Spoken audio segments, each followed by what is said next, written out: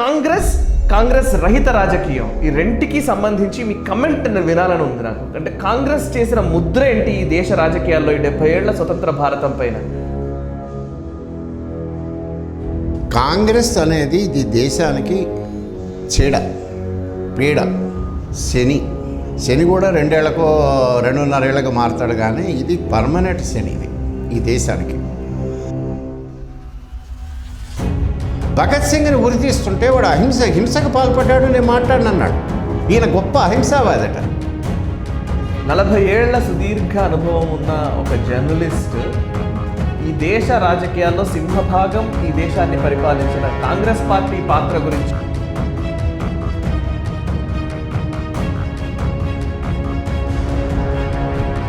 మీరు అనుకుంటున్న మహాత్ముడనే ఆయన చేసినటువంటి అన్యాయం ఈ దేశానికి ఎవరు చేయలే. ప్రభుత్వము లేదా ఇంకో మతానికి సంబంధించిన స్వేచ్ఛ, ఈ 2 అంశాలని ఎట్లా అర్థం చేసుకోవాలి సార్? ఈ దేశంలో ఉన్న రాజ్యాంగము హిందూ వ్యతిరేక రాజ్యాంగం. దీన్ని గుర్తించిన వాడు ఎవడో తెలుసా? బిఆర్ అంబేద్కర్. విన్నారా మీరు? అంబేద్కర్ ఈ మాట అన్నాడు, రాజ్యాంగం తగలబెట్టండి అన్నాడని. ఇదే భారత రాజ్యాంగం. మీరు చెప్పిన ఈ గాంధీ, నెహ్రూలు వీళ్ళు చేసింది బోగస్ పోరాటాలు. అవి వాళ్ళేం నేరాలు చేయలేదు. వాళ్ళని ఎట్టి పరిస్థితుల్లో వాళ్ళ పక్షాన మేము ఉంటామని ఈ దేశంలో ఉన్న నాయకుడు అనాలా? గాంధీ అనలా, ఉరిదేయండి ముందన్నాడు. అందరికీ పూజనీయుడు అనేటువంటి భావం ఇక్కడ ఉన్నటువంటి పీడిత ప్రజలు, దళిత వర్గాలకు ఉన్నది. కాబట్టి వీళ్ళు చేస్తున్న వెధవ పనులన్నిటినీ కప్పిపుచ్చుకోవటానికి అంబేద్కర్ పేరు అడ్డంగా వాడుకుంటున్నారు. ఇంది రాకుమారుడు అని మీరు అప్పుడు అంజయ్యని, అప్పటి ముఖ్యమంత్రి అంజయ్య గారిని రాజీవ్ గాంధీ అవమానించిన సందర్భానికి సంబంధించి మీరు ఈనాడులో రాసిన హెడ్లైన్ ఇది.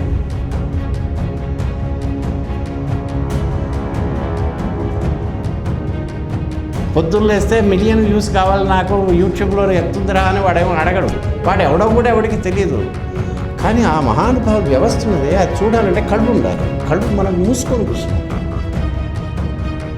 వందే మాత్రం అన్నా కొద్ది కొట్టారు. అలా చేసిన వాళ్ళని చాలా క్రూరంగా, నాకు నీచాతి మహాఘోరంగా చంపిస్తారు. అందుకని అటువంటి కాంగ్రెస్ నుంచి వచ్చిన డిఎన్ఏ ఉంది కనుక కాంగ్రెస్ గురించి మనం పెద్దగా ఆలోచించాల్సింది లేదు. భగత్ సింగ్ని ఉరి తీయబోతున్నారు, అదొక్కటి ఆపండి. ఈయన కనుక అంటే ఆపడానికి వాడు రెడీగా ఉన్నాడు. కానీ ఏంటన్నాడు? నమస్తే. పాత్రికేయ వృత్తిలో సుమారు 4 దశాబ్దాలకు పైగా అనుభవం కలిగిన సుప్రసిద్ధ సంపాదకులు అండ్ జర్నలిజం విలువలతో కూడిన జర్నలిజంని తెలుగు ప్రజలకు అందించాలని అహరహము తప్పించిన వ్యక్తి ఎంవీఆర్ శాస్త్రి గారు ప్రస్తుతం మనతో ఉన్నారు. వారితో మాట్లాడే ప్రయత్నం చేద్దాం. నమస్కారం సార్. నేను ఒక జర్నలిస్ట్గా ఒక 13 సంవత్సరాల నుంచి నేను జర్నలిజం వృత్తిలో ఉన్నాను. ప్రింట్ మీడియా కాస్త ఎలక్ట్రానిక్ మీడియాగా మారి, ఎలక్ట్రానిక్ మీడియా కాస్త ఇప్పుడు డిజిటల్ మీడియాలోకి ఎంటర్ అయిన టైం ఇది. ఇప్పుడు సోషల్ మీడియాలో ఎవరికి వాళ్ళు జర్నలిస్టులుగా ప్రొజెక్ట్ అవుతున్న సందర్భం ఇది. సో అప్పటికి ఇప్పటికీ మీరు ఏమైనా మార్పును గమనిస్తున్నారా? నిజంగా జర్నలిజం తగ్గింది అనుకుంటున్నారా, పర్లేదు దాని విలువలు కొనసాగుతుంది అనుకుంటున్నారా? ఫస్ట్ మీ ఒపీనియన్. విలువలు తగ్గిపోతున్నాయి. ముందు అన్నిటికన్నా ముఖ్యం ఏమిటంటే జర్నలిస్ట్కి వాడి మీద, వాడి వృత్తి మీద, వాడు చేసే పని మీద ఒక అవగాహన ఉండాలి, ఒక క్లారిటీ, స్పష్టత. తర్వాత వాడు చేసే పనికి కొన్ని నామ్స్, ఒక వృత్తిపరమైన ప్రమాణాలు, వృత్తి ధర్మాలు, ఇవి చేయొచ్చు, ఇది చేయకూడదు, ఇది ఇలా చేయాలనే ఉండాలి కదా. ఎక్కడైనా ఏ ప్రొఫెషన్కైనా డూసు డోంట్స్ ఉంటాయి. ఈ డూసు డోంట్స్ ఇవి మారవు. ఓ డాక్టర్ ఉన్నాడు, ఈ డాక్టర్కి టెక్నాలజీ మారుతుంది, సర్జరీలు వస్తాయి, ఇంకోటి వస్తాయి, ఏవైనా వస్తాయి. కానీ వాడి వృత్తి ప్రమాణాలు ఉన్నాయే, వాడి హిపోక్రేట్స్ ఏదో ఉంది, ఓతులు వగైరాలు అట్లా తీసుకున్నాడు. ఆ ఎథిక్స్ మారవు కదా. ఓకే, ఒక లాయర్కి ఎథిక్స్ అయితే మారవు కదా. వాడి ప్రొఫెషన్లో వాడు ఆన్లైన్కి దానికి పోవచ్చు, వీడియో కాన్ఫరెన్స్ల దాకా పోవచ్చు, కోర్టు రూమ్లో వాడకపోవచ్చు. ఇలా ప్రతి ప్రొఫెషన్కి ఉన్నట్టే జర్నలిజానికి కూడా కొన్ని ప్రమాణాలు, ఎథిక్స్, డూసు డోంట్స్, ఉండాలి. ఇవి ఉండేవి, జర్నలిజానికి ఉన్నాయి. మీరు అన్నట్టు నేనేం తొలితరం వాడిని కాదు. నేను జర్నలిజానికి వచ్చింది 75లో నా మొట్టమొదటి ఆర్టికల్ వచ్చింది. 75 అంటే ఇప్పటికీ 45 ఏళ్ల కింద. నేను 75లో వృత్తిలోకి వచ్చినప్పుడు మనల్ని చూసి చాలా అప్స్టార్ట్స్ అనుకునేవాళ్ళు అప్పుడు ఉన్న సీనియర్లు. ఇప్పుడు అన్నీ ఏమిటి వీళ్ళందరూ ఎట్లా తయారయ్యారు, వీళ్ళకి అసలు ఏమీ రాదు, వీళ్ళు ఏమి ఒకటి దొక్కశుద్ధి లేదు, ఎప్పుడు బాగుపడతాడరా ఇట్లా తయారయ్యారా అని మమ్మల్ని చూసి మా సీనియర్లు అప్పుడున్న పాతతరం జర్నలిస్టులు అనుకునేవాళ్ళు. అన్నారు అని అంటే వాళ్ళు ఆ స్థాయిలో ఉండేవాళ్ళు. అలాంటి వాళ్ళని చూసిన వాడిని నేను. అందుకని నాకు ముందున్న వాళ్ళని చూసి నేను ఇన్స్పైర్ అయ్యి వాళ్ళ దగ్గర వాళ్ళు ఎలా మాట్లాడుతున్నారు, ఎలా బిహేవ్ చేస్తున్నారు, ఎలా రాస్తున్నారు అనేది చూసి నేర్చుకుని అందులో నాకు అర్థమైనవి నేను నేర్చుకున్నవి నేను ఇంప్లిమెంట్ చేశాను నా జీవితంలో. నాకు గురువు లేడు, నేను ఏ కాలేజీకి పోలా, నాకు జర్నలిజం ఎవ్వడు బోధించలే, నేను ఎక్కడ నేర్చుకోలే, నేను ఆ మాటకు వస్తే కాలేజీకే పోలా. I'm not a graduate.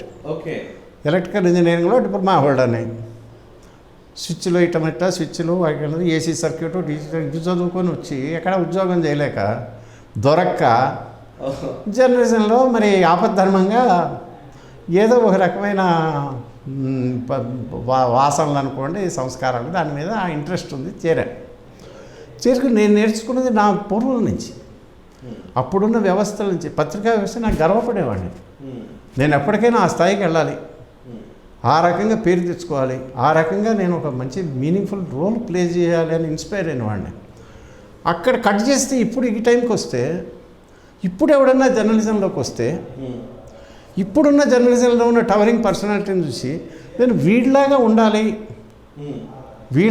ఉండాలి, ఇట్లా బిహేవ్ చేయాలి, ఈ రకంగా పేరు తెచ్చుకోవాలి అని అంటే మరి ఏమనాలో వాడిని ఏమనాలి, వీడికి ఉన్న ఐకాన్స్ని చూసి ఏమనుకోవాలి, వాడి సంస్కారాన్ని ఏమనాలో మీరు అర్థం చేసుకోవచ్చు. ఎందుకని మీరు ఏ రంగంలో చూసినా ఒక్కొక్కడి గురించి ప్రజలందరూ పిచ్చి పిచ్చిగా మాట్లాడే స్థితిలో ఉన్నాం. ఒక ప్రతిభావంతుడు జర్నలిజంలో ఒక పెద్ద మనిషి, ఈయన ఏం మాట్లాడతాడో విందాం. ఆయన ఏ పార్టీని సపోర్ట్ చేసేటువంటి పత్రికలో ఉన్నాడు లేక ఛానల్లో ఉన్నాడు అన్నది కాదు. ఆ మనిషి ఎక్కడున్నా ఆయన ఒక పెద్ద మనిషి, ప్రజాక్షేమాన్ని కాంక్షిస్తాడు, పబ్లిక్ ఇంట్రెస్ట్ని చూస్తాడు, ఏది చెప్పినా నిష్పక్షపాతంగా మాట్లాడదు. కాబట్టి ఆయన చెప్పేది విందాము అన్నటువంటి ఒక పెద్ద మనిషి ఇప్పుడున్న మొత్తం పత్రికా రంగం, మీడియా వ్యవస్థలో ఎంతమంది ఉన్నారు అన్నప్పుడు వాళ్ళని చూసి కనుక ఇప్పుడు మీరు నేర్చుకోవాలంటే వీడిని ఇంత సంపాదించాడు, అంత సంపాదించాడు, అట్లా చేశాడు అని జనం అనుకునే పరిస్థితిలో ఉన్నప్పుడు కొత్తగా ప్రొఫెషన్లోకి వచ్చే వాళ్ళకి సరైన ఇన్స్పిరేషన్ ఇవ్వేటువంటి వ్యవస్థను చేయటంలో అలాంటి వాటిని మాకు పూర్వం మా సీనియర్లు ఏ రకంగా మాకు ఒక ఇన్స్పైర్ చేశారో మనము మన తర్వాతి వాళ్ళ మళ్ళీ ఇప్పటిని వాళ్ళకి చేయలేకపోతున్నాం అనేది నా బాధ. ఓకే, ఇప్పుడు నేను ఈ ప్రశ్న ఎందుకు అడిగానండి సార్, అప్పటికి ఇప్పటికి తేడా అని అడిగింది ఎందుకంటే గతంలో మీరున్న కాలంలో మీరు కూడా ఒక కమ్యూనిస్టు భావజాలంలో ఉన్న వ్యక్తి, ఆ భావజాలాన్ని నమ్మి ఆ తర్వాత మళ్ళీ జర్నలిజంలోకి వచ్చి తర్వాత జాతీయవాద భావజాలంలోకి. సో ఈ భావజాలాల సంఘర్షణ అప్పుడు ఉంది, ఇప్పుడు కూడా ఉంది, రేపు పొద్దున కూడా ఉంటుందేమో అనిపిస్తుంది. ఇప్పుడు మరీ తీవ్రత పెరిగినట్టుగా కనబడుతుంది. ముఖ్యంగా జాతీయ మీడియా ఛానళ్ళు కానివ్వండి, తెలుగు నాట కానివ్వండి, ఒక కంప్లీట్ ఒక వైపుకి వెళ్ళిపోయి దేశం వ్యతిరేకత అనే క్వశ్చన్ వస్తే కనుక యాంటీ నేషనల్ భావజాలాన్ని కూడా ప్రోధి చేసే మీడియా సంస్థలు, జర్నలిస్టులు ఎక్కువ అవుతున్న టైంలో దాని గురించి మీ అభిప్రాయం ఏంటి? మీరు ఏం చెప్తారు? స్ప్లిట్ కనబడుతుంది స్పష్టంగా, ఒక మీడియాలో కూడా రైట్ వింగా లెఫ్ట్ వింగా అని ఒక స్ప్లిట్ కనబడుతుంది. యాజ్ అ జర్నలిస్ట్ ఇది కరెక్ట్ అయిన ట్రెండేనా?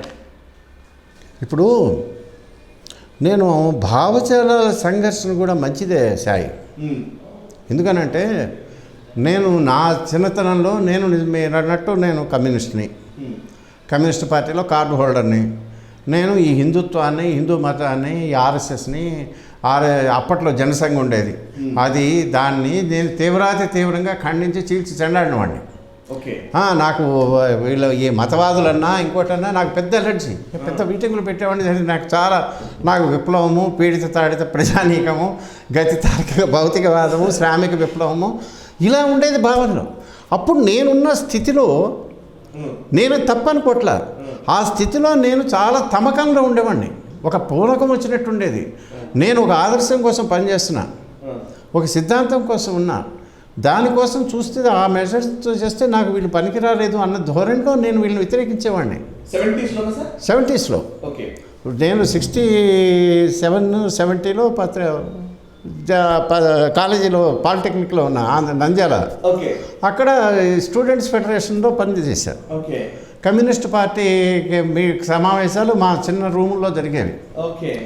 అటువంటి టైంలో అక్కడ ఉన్నప్పుడు మేము కమ్యూనిజాన్ని, మార్క్సిజాన్ని వాటిని చేసి ఒక విప్లవం. ఇక నాకు 2 ఏళ్ళు దాటితే చదువు అయిపోయిన వెంటనే ఎట్లాగో సోషలిస్ట్ రెవల్యూషన్ వచ్చేస్తుంది ఇండియాలో అని దానికి ఇక మనం ఈ 2-3 ఏళ్ళు ఓపిక పడితే చాలు అనేటువంటి ఒక కాన్ఫిడెన్స్లో ఒక పెద్ద పూనకంలాగా వచ్చినటువంటి ఒక మనం ఆదర్శ పురుషులాగా ఉండాలి, మనం చేసే ప్రతిదీ ఏదో ఉండాలి, అలా అది తప్పు లేదు. నేను నమ్మిన సిద్ధాంతం అది తప్పు. తర్వాత తెలిసి ఇప్పుడు ఇందిరాగాంధీ అన్నది 30 ఏళ్లకు ముందు నువ్వు కమ్యూనిస్టు కాకపోతే నీకు అసలు హృదయం లేదన్నమాట, మనసు లేదు నీకు.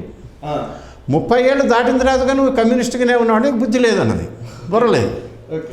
అందుకని ప్రతివాడికి కూడా మీరు చూస్తే మార్క్సిజము లేకపోతే ఈ సామ్యవాదము, సోషలిజము, మార్క్సిజము ఇవి అద్భుతమైన ఇన్స్పైర్ చేస్తాయి యూత్ని. నేను ఇన్స్పైర్ అయిన వాడిని. నేను మరి ఎట్లా మరి ఇందులో ఎందుకు అని అంటే అక్కడ సిద్ధాంతము ఏదైతే ఉన్నదో సిద్ధాంతానికి ఆచరణకి మధ్య పెద్ద అగాధం ఉన్నది. ఆ అగాధాన్ని మీరు కనుక తరుచుకుంటూ పోయి ప్రతిదీ నమ్మకుండా లాజికల్గా కనుక క్వశ్చన్ చేస్తూ పోతే నీకు ఎక్కడ చేరతారు అని అంటే ప్రతిదీ క్వశ్చన్ చేయాలి కదా.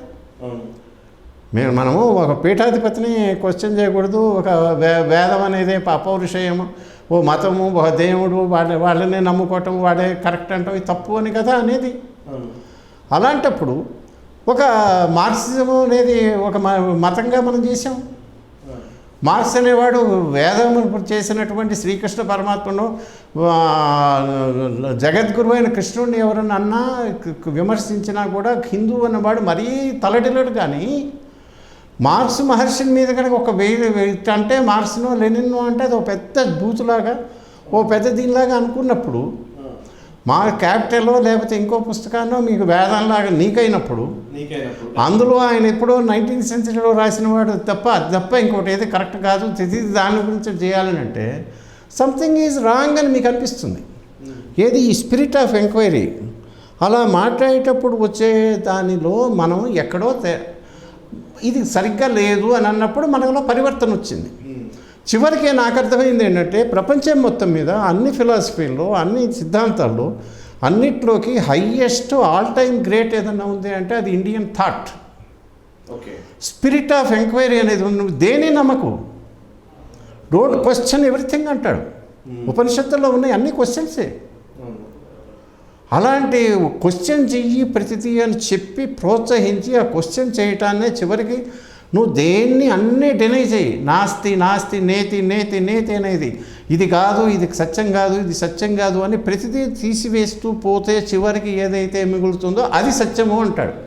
ఆ సత్యాన్ని కనుక్కోవటము నీకు కానీ కాబట్టి నీకు ఫిక్స్డ్ నోషన్స్ ఉండక్కర్లేదు, నీకు ఒక ఐకాన్స్ ఉండక్కర్లేదు, నీకు ఒక కనీసం దేవుడు అనేవాడిని నమ్మి తీరాలి అన్న అటువంటి రూల్ కూడా ఏం లేదు. You can be a non believer, still you can be a సాధక. ఇటువంటి ఇంత బ్రాడెస్ట్ మైండ్, ఇంత హయ్యెస్ట్ ఫిలాసఫీ, ఇంతకన్నా మానవ మస్తిష్కము ప్రపంచ చరిత్ర మొత్తంలో ఇంతకన్నా ఎత్తుకు ఎదగటానికి ఏమీ లేదు. ఎందుకంటే అది ఎక్కడా ఆగిపోదు, దానికి స్కై ఈజ్ ది లిమిట్. అలాంటిది ఎక్కడా లేదు అనేది అర్థమైన తర్వాత ఆటోమేటిక్గా పరివర్తన వస్తుంది. సత్యము అసలైన వస్తువు కనపడ్డ తర్వాత ఇప్పటిదాకా మనం అనుకున్నవి సత్యం కాదు, ఇది కాదు అని అన్నప్పుడు ఎవడైనా పరివర్తన కావాల్సిందే. అందుకనే ప్రతి మేధావి తిరిగాడు.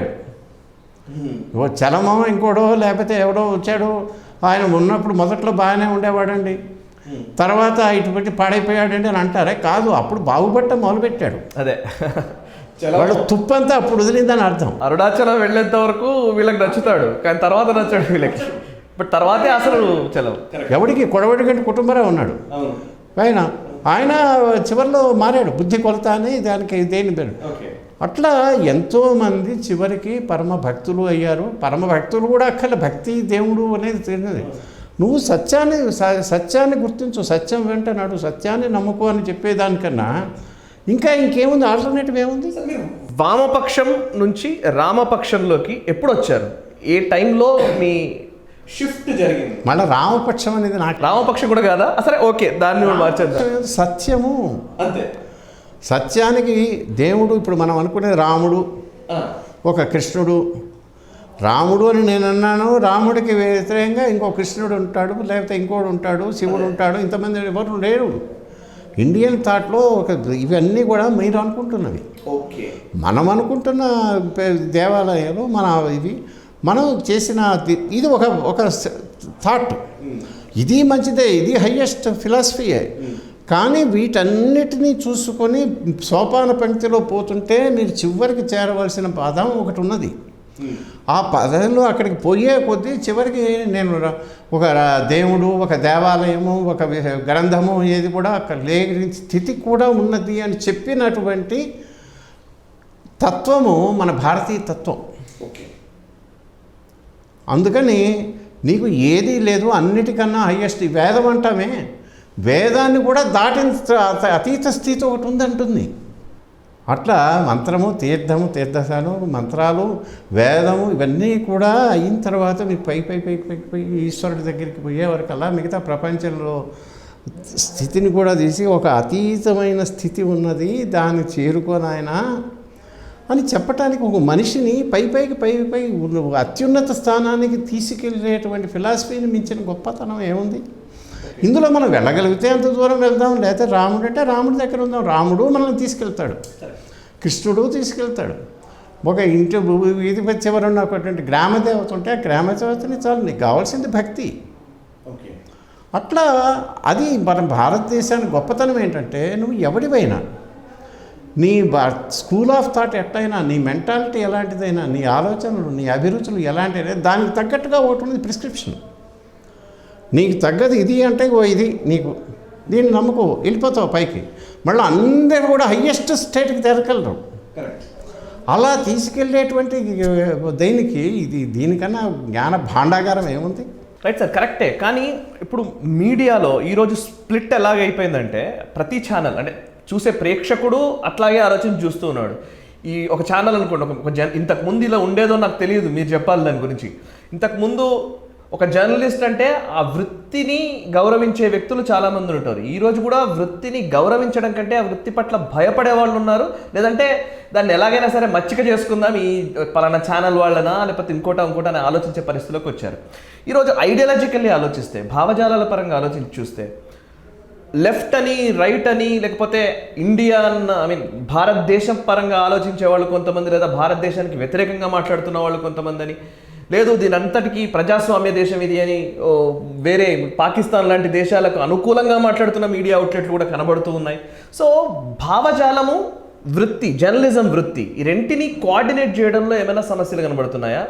పత్రికా రంగంలో ఈ భావజాలాలు, ఐడియాలజికల్ సంఘర్షణలు, పత్రికలో సైడ్స్ తీసుకొని ఏదో ఒక భావజాలం పెట్టి పోరాటము, సైడ్స్ తీసుకోవటం అనేది ఇప్పటిది కాదు, మొదటి నుంచి ఉన్నది. ఫర్ ఇన్స్టెన్స్ 1955లో ఆంధ్రాలో అంటే మధ్యంతర ఎన్నికలు వచ్చినాయి 1955లో. ఆ టైంలో దాదాపుగా పత్రికలు హోరాహోరీగా రెండు పక్షాలుగా విడిపోయి ఐడియాలజికల్గా పెద్ద యుద్ధం జరిగింది. ఆ యుద్ధంలో ఒకవైపు పండితారాధ్యుల నాగేశ్వరరావు గారు అప్పుడు నాకు గుర్తున్నంత, ఇప్పుడు సరిగ్గా గుర్తులేదు, పాత రోజుల్లో చెప్పండి, నేనేమి రిఫరెన్స్ చూసి చెప్పట్లేదు. ఆంధ్రపత్రికలో ఆయన రాసేవాడు. ఆంధ్రపత్రిక వాజ్ అగైనెస్ట్ అప్పుడు కమ్యూనిస్టులు పరిస్థితి, సన్నివేశం ఏంటి అని అంటే, ఈ సాయుధ పోరాటాలు ఇవి అయిపోయినాయి. తెలంగాణ సాయుధ పోరాటాలు, కమ్యూనిస్టులు, భూ పోరాటాలు అవి మొత్తం మీద ఒక రకమైనటువంటి కమ్యూనిస్టు ప్రాబల్యం ఎక్కువైంది. ఆంధ్రాలో అప్పుడు ఉమ్మడి మద్రాసు రాష్ట్రంలో ఉండేవాళ్ళం. ఆ ఉమ్మడి మద్రాసు రాష్ట్రంలో ఎన్నికలు జరిగితే ఆ వచ్చే ఎన్నికల్లో తప్పనిసరిగా దాదాపుగా కమ్యూనిస్ట్ పార్టీ గవర్నమెంట్నే ఫామ్ చేస్తుంది అన్నటువంటి పరిస్థితి కనపడది. గవర్నమెంట్ ఫామ్ చేయటం ఓకే. అంతగా వాళ్ళు మోస్ట్ పవర్ఫుల్ ఫోర్స్గా ఎదిగారు అంటే అప్పట్లో నాయకులు కూడా గొప్పవాళ్ళు ఉండేవాళ్ళు. సుందరయ్య గారు, చంద్రరాజేశ్వరరావు గారు, వాళ్ళు చేసిన పోరాటాలు, వాళ్ళ క్రెడిబిలిటీ, వాళ్ళకున్న ఇంటిగ్రిటీ అవన్నీ ఉన్నాయి. వాళ్ళ ట్రాక్ రికార్డు ఉంది, వాళ్ళ ఐడియాలజీ ఉంది. అప్పట్లో ఉన్న కుర్రాళ్ళు యూత్ను అందరూ కూడా వాళ్ళు బాగా ఇన్స్పైర్ అయ్యారు. అవన్నీ ఉండేవి. దానికి తగ్గట్టుగా బ్యాక్ డ్రాప్ ఏమో తెలంగాణలో అప్పుడు జరిగిన స్ట్రగులు, దానికి వాళ్ళు షెల్టర్గా అక్కడ రావటము, ఇవన్నీ ఉండేవి. దాన్ని మొత్తం మీద అప్పట్లో హైదరాబాద్లో మీడియా అనేది లేదు. ఓకే. మొత్తం పత్రికలన్నీ కూడా కాన్సన్ట్రేషన్ వైజాగ్ కూడా ఎవడు పట్టించుకునేవాడు కాదు. ఓకే. రామోజీరావు గారు వెళ్ళి పత్రిక 70s పెట్టేదాకా వైజాగ్కి no news paper, daily paper. మొత్తం పత్రికలన్నిటికీ రాజధాని మొదలు మద్రాసు, తర్వాత విజయవాడ, మధ్యలో కాసేపు చిత్తూరు వెళ్ళి వచ్చింది ఆంధ్రప్రభ. ఈ విజయవాడలో కేంద్రంగా విజయవాడ కమ్యూనిస్టులకి కేంద్రం, విజయవాడ పత్రికలకి కేంద్రం. అప్పట్లో కాంగ్రెస్ వాళ్ళు భూస్వామి వర్గాలే అనుకోండి, ఇంకోళ్ళు అనుకోండి, అప్పట్లో జాతీయవాదులు అనుకోండి, వాళ్ళు కమ్యూనిస్టు వ్యతిరేక శక్తులు కూడా హోరాహోరీగా ఎట్టయినా వీళ్ళని ఎట్టి పరిస్థితుల్లో దగ్గరికి రానేరు, ప్రమాదము, వీళ్ళు మామూలు వాళ్ళు కాదు అనేసి వేసి జాతీయవాద శక్తులు కాంగ్రెస్ వాళ్ళు కూడా they taked everything, all out struggle వాళ్ళు చేయాలని. ఆ టైంలో కమ్యూనిస్టు వ్యతిరేక, కాంగ్రెస్ వ్యతిరేక, వాటిలో ఇటువైపు ఏమో ఆంధ్రపత్రిక ఉండేది. ఆంధ్రపత్రికలో శివలంక శంభుప్రసాద్ గారు ఎడిటరు, ఓనరు. ఆయనకి కార్యనిర్వాహక ఎడిటర్గానేమో పండితారాజుల నాగేశ్వరరావు గారు ఉండేవాడు. ఆంధ్రప్రభలో నార్ల వెంకటేశ్వరరావు గారు ఉండేవాడు. కాంగ్రెస్ యాంటీ కమ్యూనిస్ట్ వాళ్ళు. ఇటు దీనికి వ్యతిరేకంగానేమో విశాలాంధ్ర. ఆ విశాలాంధ్రలో ఐడియాలజికల్ ఇక్కడ యాంటీ కాంగ్రెస్ వీళ్ళందరినీ వదిలేసి ఫైట్ చేసిందేమో మన శ్రీశ్రీ రోజు చాలా తీవ్రంగా చేశాడు. శ్రీశ్రీ రాంభట్ల కృష్ణమూర్తి అనే ఆయన, అప్పట్లో ఉన్న కమ్యూనిస్టు మేధావులు వీళ్ళు హోరాహోరీగా చెలరేగి కొట్లాడుకునేవాళ్ళు. కార్టూన్లు వచ్చేవి, పద్యాలు వచ్చేవి, ఎడిటోరియల్స్ వచ్చేది, ఆర్టికల్స్ వచ్చేది. అయితే ఇప్పుడు దాని మీద ఎవరో ఒక పుస్తకం కూడా వేశారు, ఈ మధ్యకాలంలో కూడా వచ్చింది. అప్పట్లో వచ్చిన ఎడిటోరియల్స్ అదే communist view point, that's a different matter. అల్టిమేట్గా కమ్యూనిస్టులు ఓడిపోయారు, రాలేదు. అది సరే, అవన్నీ ఇప్పుడు నేను దాని ద్వారా పోకల. Point to be noted is there was ఒక ఘట్టం ఉంది, చారిత్రక ఘట్టం మన తెలుగు రాష్ట్రాల్లోనే. పత్రికలు రెండుగా చీలిపోవటము, మీరన్న భావజాల సంఘర్షణ, అటు వామపక్షము ఇటేమో జాతీయ పక్షము, వాళ్ళు కూడా గోడాగుడికి వెళ్ళినా ఇవాళ మీరు కనుక వాళ్ళు రాసుకున్న వాళ్ళ పరస్పర విమర్శలు కనుక చూస్తే చాలా హాయిగా ఉంటుంది. ఎందుకంటే ఇంటలెక్చువల్ డిబేట్స్, ఇంటలెక్చువల్గా నువ్వు అన్నదాన్ని నేను నా వాదబలంతో నీ తప్పని చేస్తానని అటువైపు వాళ్ళు జైంట్స్, నార్ల వెంకటేశ్వరరావు సామాన్యుడు కాదు, పండితారాజుల సామాన్యుడు కాదు. ఇటువైపు మరి శ్రీశ్రీను, రాంభట్ల ఇట్లాంటి వాళ్ళు ఇంకా చాలామంది ఉండేవాడు, నాకు సరిగ్గా పేర్లు గుర్తులేవు.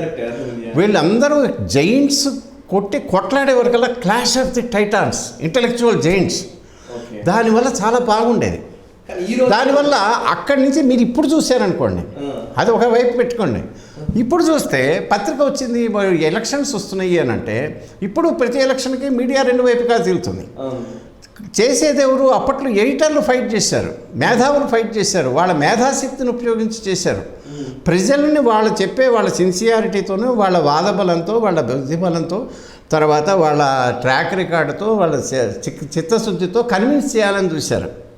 ఇప్పుడు మనం ఏం చేస్తున్నాము? మనం పత్రికలు నడిపే యజమానులు వాళ్ళు కొట్లాడుకుంటున్నారు. ఎడిటర్లు అనేవాళ్ళు వాళ్ళకి పనిముట్లు అవుతున్నారు. కిరాయి మనుషులు ఒరే పోయి ఎవడి కింద సినిమాలో విలన్లు ఉంటే వాడి పక్కన హంగుదారులు ఉంటారు కదా, చిన్న చిన్న చోట అట్లా తయారయ్యారు. అందుకని వాడు ఏది రాయమంటే అది రాస్తాం, ఏది కూత కోయమంటే అది కూస్తాం. పోనీ వాడు ప్రొపరైటర్ అన్నా వాడు స్వతంత్ర శక్తి అంటే కాదు, వాడు పార్టీ కొమ్ము కాస్తాడు. వాడు ఆ కులాన్ని నెత్తినెత్తుకుంటాడు. ఆ కులపోళ్ళందరూ ఒకటి. వాళ్ళకి ఒక సెట్ స్టాండర్డ్స్ ఉంటాయి.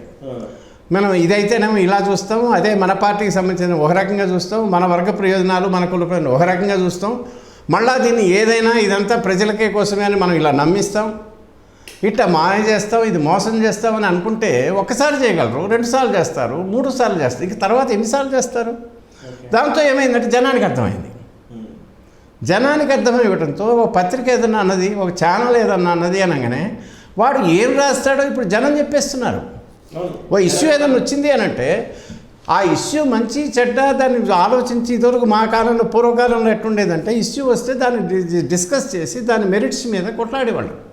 ఇది పబ్లిక్ ఇంట్రెస్ట్కి వ్యతిరేకం అనుకుంటే వాడు ముఖ్యమంత్రి, నేను ఎంతోమంది ముఖ్యమంత్రులతో కొట్లాడినవాడిని, ఎన్నో ప్రభుత్వాలతో ఫైట్ చేసి హోరాహోరీగా ఫైట్ చేశారు. అయినా కానీ నాకు అప్పుడు ఆ ముఖ్యమంత్రులతో కానీ ఆ ప్రభుత్వాలతో కానీ వాడిని ఉద్యోగం నుంచి బోడగొట్టాలని నా డ్యూటీ కాదు. నాయన తప్పు చేస్తున్నావు, ప్రజా ప్రయోజనాలకు వ్యతిరేకంగా వెళ్తున్నావు, అలా చేస్తే నీకే నష్టము, నీకు ఎవడిచ్చాడు సలహా తెలియదు కానీ నువ్వు చేస్తుంది చాలా పిచ్చి పని అని చెప్పటము, అది చేయి కాషన్ చేయటం ద్వారా వాడు దిద్దుకుంటే వాడు బాగుపడ్డాడు, దిద్దుకోకపోతే అనుభవించాడు. కానీ చెప్పటమే కానీ వాడి ఉద్యోగం ఓడగొట్టి వాడిని ఇంటికి పంపించి ఆ పార్టీని పడగొట్టి నాకేదైతే పార్టీ కావాలో ఆ పార్టీని తెచ్చిపెట్టడానికి నేను చేస్తున్నాను అంటే, నేను ఇంతకు ముందు చెప్పాను ఎథిక్స్ పంట కలిసినాయి. నువ్వు కిరాయి మనిషి అయిపోయావు. కిరాయి గుండాలకి వాడికి ఎంతో గౌరవం ఉన్నదో వాడి దీని మీద, నీకు వాడికి వృత్తి మీద గౌరవం ఉంటుంది. కిరాయి గుండా కూడా చాలా ప్రొఫెషనల్గా పని, నువ్వు ప్రొఫెషనల్గా పనిచేస్తున్నావు, తేడా ఏం లేదు. నీకు పబ్లిక్ ఇంట్రెస్ట్ లేదు, ఏ ఇంట్రెస్ట్ లేదు. కాబట్టి ఇక్కడ భావజాలం కూడా లేదు. భావజాలం సంఘర్షణ అయినా పర్వాలేదు. ఇవాళ ఏంటంటే పచ్చి స్వార్థం, నేను బాగుపడాలి, ఏమైనా సరే నేను మార్కెట్లో నేను ఆధిపత్యం సంపాదించాలి, నాకు విపరీతమైన క్లౌట్ రావాలి, ఇది రావాలి అని మీరు అనుకోవటంతో మొత్తం అటు పత్రికలు, పత్రికా యజమానులు, వాటి పెట్టుబడిదారులు మొత్తం అందరూ కలిసి కుమ్మక్కయ్యి చేతులు కలిపి, ఇదివరకు ఒకప్పుడు ప్రభుత్వానికి అపోజిషన్గా ఉండేది, ప్రభుత్వాన్ని నడిపించేవాడు పత్రికని సంపాదకుడితో ఒక్కోసారి ఎదురుపడ్డా ఏది పడ్డా సంపాదకుడు use to deal with him. ఓనర్కి ప్రొపరేటర్కి ఏం బాధ్యత, వాడికి రోల్ ఏం ఉండేది కాదు. మీరిచ్చిన ఇంటర్వ్యూలోనో మీ డాక్యుమెంటరీలోనో ఒకసారి విన్నాను, మీరు చెప్పిన మాటే విన్నాను నేను. 18 సంవత్సరాల మీరు ఆంధ్రభూమిలో 23 ఏళ్ళు సంపాదకుడిగా పనిచేశారు. మీరు సంపాదకుడిగా ఉన్నప్పుడు మీ మీద మీరు చెప్తున్నట్టుగా ప్రొపరేటర్ ఎవరైతే చైర్మన్ ఈరోజు మాట్లాడుతున్నామో ఇన్ఫ్లుయెన్స్ అసలు లేదు అని మీరు చెప్పారు. అసలు మిమ్మల్ని ఎప్పుడు ఏ రోజు కూడా ఇన్ఫ్లుయెన్స్ చేసిన సందర్భాల్లో మీరు స్వేచ్ఛగా మీరు రాసిన ఆర్టికల్స్ చాలా ఉన్నాయనేది. ఈరోజు మరి ఆ పరిస్థితి లేదు కదా. ఇప్పుడు ఈరోజు సంపాదకుడు ఈజ్ అన్ ఎంప్లాయీ. అప్పుడు ఎంప్లాయీనే, నేను ఎంప్లాయీనే, నాకు ఆంధ్రప్రదేశ్లో వాటాలేం లేవు. అసలు మీరు ఆన్సరబుల్ అనే మాటను ఆయన ఎప్పుడు ఉపయోగించేవాడు కాదా? వాళ్ళు యాజమాన్యం అంటే వాళ్ళ ప్రయోజనాలు ఏం లేవా? వాళ్ళ ప్రయోజనాలు అంటే ఒకటి ఉంది ఇక్కడ సాయి, మనకి క్లారిటీ ఉండాలి. ఓకే, ఏమిటంటే ఇక్కడ చాలామందికి అర్థం కాదు ప్రొఫెషనల్ ఏంటంటే ప్రజా ప్రయోజనాలు కాపాడటానికి ఇక్కడ ఈ జర్నలిజం అనేది ఒక పెక్యూలియర్ వృత్తి. అది ఈ వృత్తిలోనే ఒక తమాషా వ్యవస్థ ఇది. దీన్ని ఓ పత్రిక, ఓ ఛానల్, ఇప్పుడు సోషల్ మీడియా రాకముందు పాడడం కాబట్టి నేను దాని గురించే మాట్లాడుతున్నా. దాన్ని ఎవడో పెట్టాలి. ఓ పత్రిక పెట్టాలంటే కొన్ని కోట్లు ఉండాలి, ఓ ఛానల్ పెట్టాలంటే కొన్ని కోట్లు ఉండాలి. ఈ కోట్లు ఉండాలి అంటే కోట్లు వెచ్చించి కష్టపడి దగ్గర విరజిమ్మగలిగినటువంటి ఒక మనిషి ఉండాలి, వాడు ప్రొపరేటరు. తర్వాత ఈ వ్యాపారం ఎట్లాంటిది అంటే ఈ పత్రిక కానీ ఈ ఛానల్ కానీ ఇందులో బతికి బట్టకట్టిన వాడు ఎవడు ఉన్నాడు. పత్రిక నడిపి నేను బ్రహ్మాండమైన సంపాదించాను, మహాలాభాల్లో మునిగి తేలాను అనేవాడు ఉన్నాడు అని అంటే వాడి శీలాన్ని మనం శంకించాల్సిందే. ఎందుకంటే ఓ పేపర్ ఉంది, ఎంతగా ఇప్పుడు ఎంత ఉంది పేపరు? 6 రూపాయలు ఉందా? అంతే, 6 రూపాయలు ఉంటుంది. 6 రూపాయలు పేపర్ చేయాలి అని అంటే వాడి కాస్ట్ ఆఫ్ ప్రొడక్షను ఓ 16 రూపాయలు ఉంటుంది. 12 రూపాయలు 16 రూపాయలు పెట్టి ఒక ప్రోడక్ట్ చేసి వాడు 6 రూపాయలకి అమ్మి ఆ 6 రూపాయలు వాడు మళ్ళీ ఏజెంట్లకి వాడికి కమిషన్లు ఇవ్వాలి. మళ్ళీ ఇళ్ళకు వచ్చి పేపర్ వేస్తుంటాడు చూడండి, వాడికి ఆ ఆకలి వాడికి ఇవ్వాలి, వాడు ఉద్యోగాలకు జీతాలు ఇవ్వాలి, ఉద్యోగస్తులకి, వాడు కాగితం కొనుక్కోవాలి, ఆ కాగితం రేట్లు పెరుగుతుంటాయి. ఇవన్నీ చేసి 15 రూపాయలు ఎంతో సుమారు, ఎంతో రఫ్గా చెప్తున్నా, ఒక ప్రోడక్ట్ తెచ్చి 6 రూపాయలకి అమ్ముకుంటే వాడు ఏం తింటాడు? కాబట్టి అక్కడ అసలు నీకు లాభమే లేదు. కాబట్టి ఈ లాభాలు ఎక్కడి నుంచి రావు? నీకు వచ్చే నష్టం అంతా ఎక్కడ పుడుచుకోవాలి? అడ్వర్టైజ్మెంట్ల రూపంలో పుడుచుకోవాలి. అడ్వర్టైజ్మెంట్ వాడు ఏం చేస్తాడు? వాడు ప్రజా ప్రయోజనాలు కాపాడటం కోసం వాడు అడ్వర్టైజ్మెంట్ చేయడు, వాడు వ్యాపారం అమ్ముకోవడానికి చేయడు. వాడి మీద నీ బతుకు ఎప్పుడైతే ఆధారపడి ఉందో, నీకు నా అడ్వర్టైజ్మెంట్ ఇవ్వాలంటే నువ్వు ఈ ఎదవ పనులు చేయాలి, నాకు ఇట్లాంటివే అది చేయాలని వాడు డిమాండ్ చేసే పరిస్థితి ఉన్నది. దానివల్ల మనము అడ్వర్టైజర్స్ చెప్పే విధంగా పత్రిక ఆడటం అనేది ఒకటి, అది ఇక్కడ ఈ వ్యవస్థలోనే ఉన్నది. అది when you are dependent on అడ్వర్టైజరే నిన్ను శాసిస్తాడు. అది కూడా పర్వాలేదు, దాన్ని తట్టుకొని నిలబడ్డాం. ఊహించని దెబ్బ ఎక్కడి నుంచి వచ్చిందంటే ఈ పాలిటీషియన్లు, ప్రభుత్వాలు, పార్టీలు వీళ్ళు ఉన్నారే, వీళ్ళు మొదట్లో ఏంటంటే ఇందిరాగాంధీ టైం వరకు కూడా ఎమర్జెన్సీ తెచ్చింది, ప్రెస్ సెన్సార్షిప్ పెట్టింది, లేకపోతే ఎవడో పనికి మాలిన ప్రతి ముఖ్యమంత్రి ప్రతి రాష్ట్రంలో ఏదో ప్రెస్ సెన్సార్షిప్ బిల్లులు తెచ్చాడు.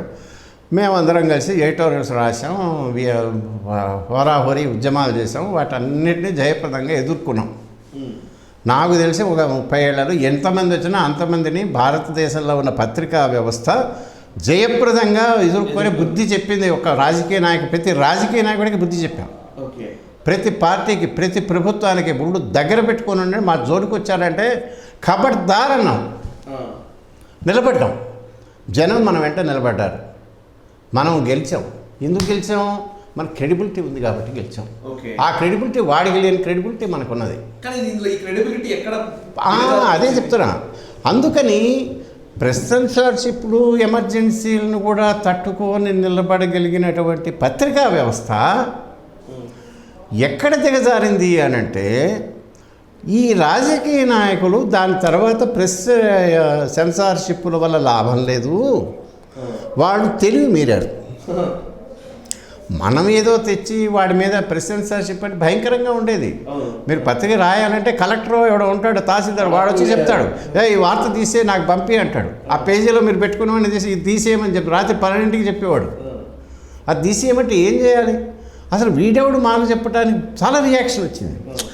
ఇదంతా మనం ఎందుకయా ఈ కలెక్టర్లో లేకపోతే ఇంకోడో చెప్పి చట్టాలు చేసి ఇది రాయొద్దు ఇది రాయకూడదని మనం అంతా చెప్పాలి. వీటితోనే చేయిస్తే పోతుంది కదా. సింపుల్. రాజకీయ నాయకులు తెలివి మీరారు. వీడు కదా అసలు ప్రాబ్లం ఏమో ఈ జర్నలిస్టు. ఈ జర్నలిస్టు గాడి మీద తెచ్చి అవన్నీ ఎందుకు? అసలు వాడిని కిందనే వాడి ఫ్యూజ్ ఆఫ్ చేస్తే పోతుందిగా. ఎట్ట చేయాలి? వీడు ఉద్యోగం కోసం పనిచేస్తున్నాడు, వాడు బతుకుతారు, వాడు పొట్ట గడుపుకోవటానికి. వాడికి ఎవడు జీతం ఇస్తున్నాడు? వాడి ప్రొపరేటర్ జీతం ఇస్తున్నాడు. వాడిని మేనేజ్ చేస్తే సరిపోతుంది కదా. ప్రొపరేటర్ అనేవాడికి ఇంతవరకు రామ్నాథ్ గోయంకా లాంటి ప్రొపరేటర్లు ఉన్నప్పుడు వాడు మాకు ఏమైనా సరే అని కొట్లాడి నిలబడ్డారు. ఇప్పుడు ఆ తరం పోయింది. ఇప్పుడు వచ్చిన ప్రొపరేటర్లు ఎవడు అనంటే ఈ రాజకీయ నాయకుడు చెంచాగాళ్ళు. అక్కడ వాళ్ళు వచ్చి వాడు ఇల్గాటని వెళ్తుతో పత్రికలు పెడుతున్నాడు, ఛానళ్ళు పెడుతున్నాడు. వాడే కదా. అందుకని ఏమైందంటే ఈ జర్నలిస్టుల్ని మేనేజ్ చేయటం అనేది, ప్రొపరేటర్ని నొక్కితే వీడు నొక్కుతాడు కదా, అక్కడ పవర్ కట్ చేస్తే అయిపోతుందిగా, వీడికి పవర్ ఆఫ్ అయిపోతుంది కదా అనేటువంటిది మన కళ్ళ ముందు జరిగింది. ఇదంతా జరిగిన దాన్ని సమాజం చూస్తూ ఊరుకున్నది. నేను దీనిలో ఇక్కడ అంతా కూడా పౌర సమాజం యొక్క ఫెయిల్యూరు చాలా ఉన్నది మీడియాలో. దాని గురించి మనం మాట్లాడడం, రాజకీయ నాయకుల గురించి మాట్లాడతాం, ప్రభుత్వాల గురించి మాట్లాడతాం, ఈ కులాల గురించి, కుల గజ్జి ఉన్నటువంటి పత్రికల గురించి, ఛానళ్ళ గురించి, వాళ్ళు చేస్తున్న తప్పుడు పనుల గురించి, వాళ్ళు ఈ టీవీ ఛానళ్ళు, ఈ పత్రికలు చేస్తున్న దౌర్భాగ్యపు దగులుబాజీ పనుల గురించి, దాని గురించి మనం మాట్లాడతామే. మనకి ఎప్పుడైనా అర్థమవుతుందా అసలు ఇవన్నీ ఎందుకు అలౌ చేస్తున్నారు, ఎవరు అలౌ చేస్తున్నారు? నువ్వు ఇదే పత్రిక కొనాలి అని ఎవడైనా చట్టం ఏమైనా ఉన్నదా? ఇదే ఛానల్ చూడాలి, చూడకపోతే నువ్వు జైల్లో పెడతావని ఎవడన్నా చెప్తున్నాడా? ఛానల్ చూడాలి, నువ్వు చూస్తున్నావు. నువ్వు పోయి పొద్దున్న లేస్తే పనికి మాలిన చెత్త ఛానళ్ళకే ముందు పోయి కూర్చుంటున్నావు. పనికి మాలిన చెత్త పేపరు వీడికి క్రెడిబిలిటీ లేదు, వీడు ఎప్పుడో ఓ పత్రికకి ఒక పార్టీకి అమ్ముడుపోయినవాడు లేదా పార్టీ మనిషి, వీడికి ఏ విధమైన పబ్లిక్ పట్టదు అని నీకు తెలిసి నువ్వే రోజుకు 30 సార్లు అంటూ కూడా మళ్ళీ వాడి పేపరే నువ్వు కొంటావు. ఎవడన్నా మంచివాడు ఎవడన్నా వచ్చి సత్యసంధుడు, దేశభక్తుడు, పబ్లిక్ ఇంట్రెస్ట్ చూసేవాడు నీపోటి నాపోటి గొప్ప ఆదర్శప్రాయమైన జర్నలిస్టు కనుక తెచ్చి మనం ఓ పేపర్ కొంటే 3వ నాటికి మూతపడుతుంది. ఎవడు చూడ్డు. నువ్వు వచ్చి ఛానల్ పెడతావు, నీ ఛానల్కి రేటింగ్ ఉండదు. ఎందుకని? మీరు ప్రజల హితం గురించి మాట్లాడుతున్నావు, ప్రజలకు ఏదైతే అవసరం అది మాట్లాడుతున్నావు. అలాంటప్పుడు అలాంటి ఛానళ్ళని అలాంటి జర్నలిస్టుని ఎవడని సపోర్ట్ చేయాల్సింది? సమాజమేనా? అందుకని ఇప్పుడు ఛానళ్ళు చేస్తున్నవి ఏమీ లేవా? వీళ్ళు మీలాంటి వాళ్ళు ఎంతమంది ఉన్నారు వాళ్ళ? ఇప్పుడున్న వ్యవస్థలో సరిపడలేక జర్నలిస్టులు, నీపోటి యువ జర్నలిస్టులు ఎంతోమంది వచ్చి ఎన్నో రకాలుగా నాకు తెలిసి కనీసం ఒక 100 మంది 100 రకాల ఎక్స్పెరిమెంట్లు చేస్తున్నారు ఇవాళ మన 2 తెలుగు రాష్ట్రాల్లోనే. మీరు యూట్యూబ్ ఛానల్ అనుకోండి, ఇంకోటి అనుకోండి, వాడు శాటిలైట్ ఛానల్ వాడితో పాటు దానికి ధీటుగా కంటెంట్ ఇస్తున్న వాళ్ళు ఉన్నారు, కంటెంట్ మాట్లాడుతున్న వాళ్ళు ఉన్నారు. వాళ్ళ వాదబలాన్ని వాడి ప్రొఫెషనలిజాన్ని చూపిస్తున్నటువంటి జర్నలిస్టులు ఇవాళ 2 తెలుగు రాష్ట్రాల్లోనూ మీకు కనీసం ఒక 100 మంది ఉన్నారు. ఈ 100 మంది కూడా పొద్దున్న లేస్తే వాడికి ఎట్ట బతకాలి, వాడి ఖర్చులు ఎలా తీసుకోవాలి, మినిమం ఖర్చులు ఎలా తీయాలి అనేటువంటి పరిస్థితిలోనే ఉండి వాడిని నమ్మి ఎవడన్నా ఓ పార్టీ వాడో ఇంకోడో ఎవడన్నా నమ్మి ఎవడన్నా డబ్బులు ఇస్తాడా, ఓ స్పాన్సర్ దొరుకుతాడా, ఓ ₹1,00,000 నాకు ఎవడన్నా ఇస్తున్నాడా అనే పరిస్థితి మీకు వస్తుంది అని అంటే సమాజానికి సిగ్గుచేటు కాదు? ఎవడైతే నిజంగా పబ్లిక్ ఇంట్రెస్ట్ చూస్తున్నాడో, మీరేమీ మీ చేతకాని వాళ్ళు కాదే, మాట్లాడుతున్న వాళ్ళని మనం ఆదరించి చెత్త మాట్లాడేవాడిని చూడకుండా మానేసి మంచి చేస్తున్న వాడిని నువ్వు కాస్త ప్రోత్సహించి వాళ్ళని కనుక నెత్తిన పెట్టుకుంటే వాళ్ళందరికీ ఉత్సాహం రాదా? కాబట్టి తప్పుడు పనులు చేయాలంటే ఇప్పుడు మీ యూట్యూబ్ ఛానల్ ఉన్నాయి, మీ పోటీ వాళ్ళు యూట్యూబ్లో పెడతారు. యూట్యూబ్ ఏంటి? యూట్యూబ్లో మిలియన్ వ్యూస్లో లక్షల వ్యూస్లు వస్తే తప్ప బతుకులేదు. వాడు గూగుల్ వాడి డబ్బులు ఇడు, వాడిచ్చే డబ్బుల మీద మన బతుకు. మిగతా పత్రికలు ఇదివరకు పూర్వకాలంలో మనం పోయి ఎక్కడో కూరగాయలు వాడిదో మాలు వాడిదో అడ్వర్టైజ్మెంట్ అన్న అడుక్కున్నా తెచ్చి బట్టల షాప్ వాడిదో వేసుకుంటే 4 డబ్బులు వస్తాయి చిన్న పత్రికలకి. నువ్వు ఇప్పుడు అది చేయొచ్చు, వాడు చేయనీడు, ఆ గూగుల్ వాడు చేయనీడు, వాడే ఇస్తాడు పనికి మాలిన చెత్త అడ్వర్టైజ్మెంట్లు ఇస్తాడు. ఆ చెత్త అడ్వర్టైజ్మెంట్లోనే వేసుకునే బతకాలి. వాడు రోజుకి మీకు తొడపాసం పెడుతుంటాడు.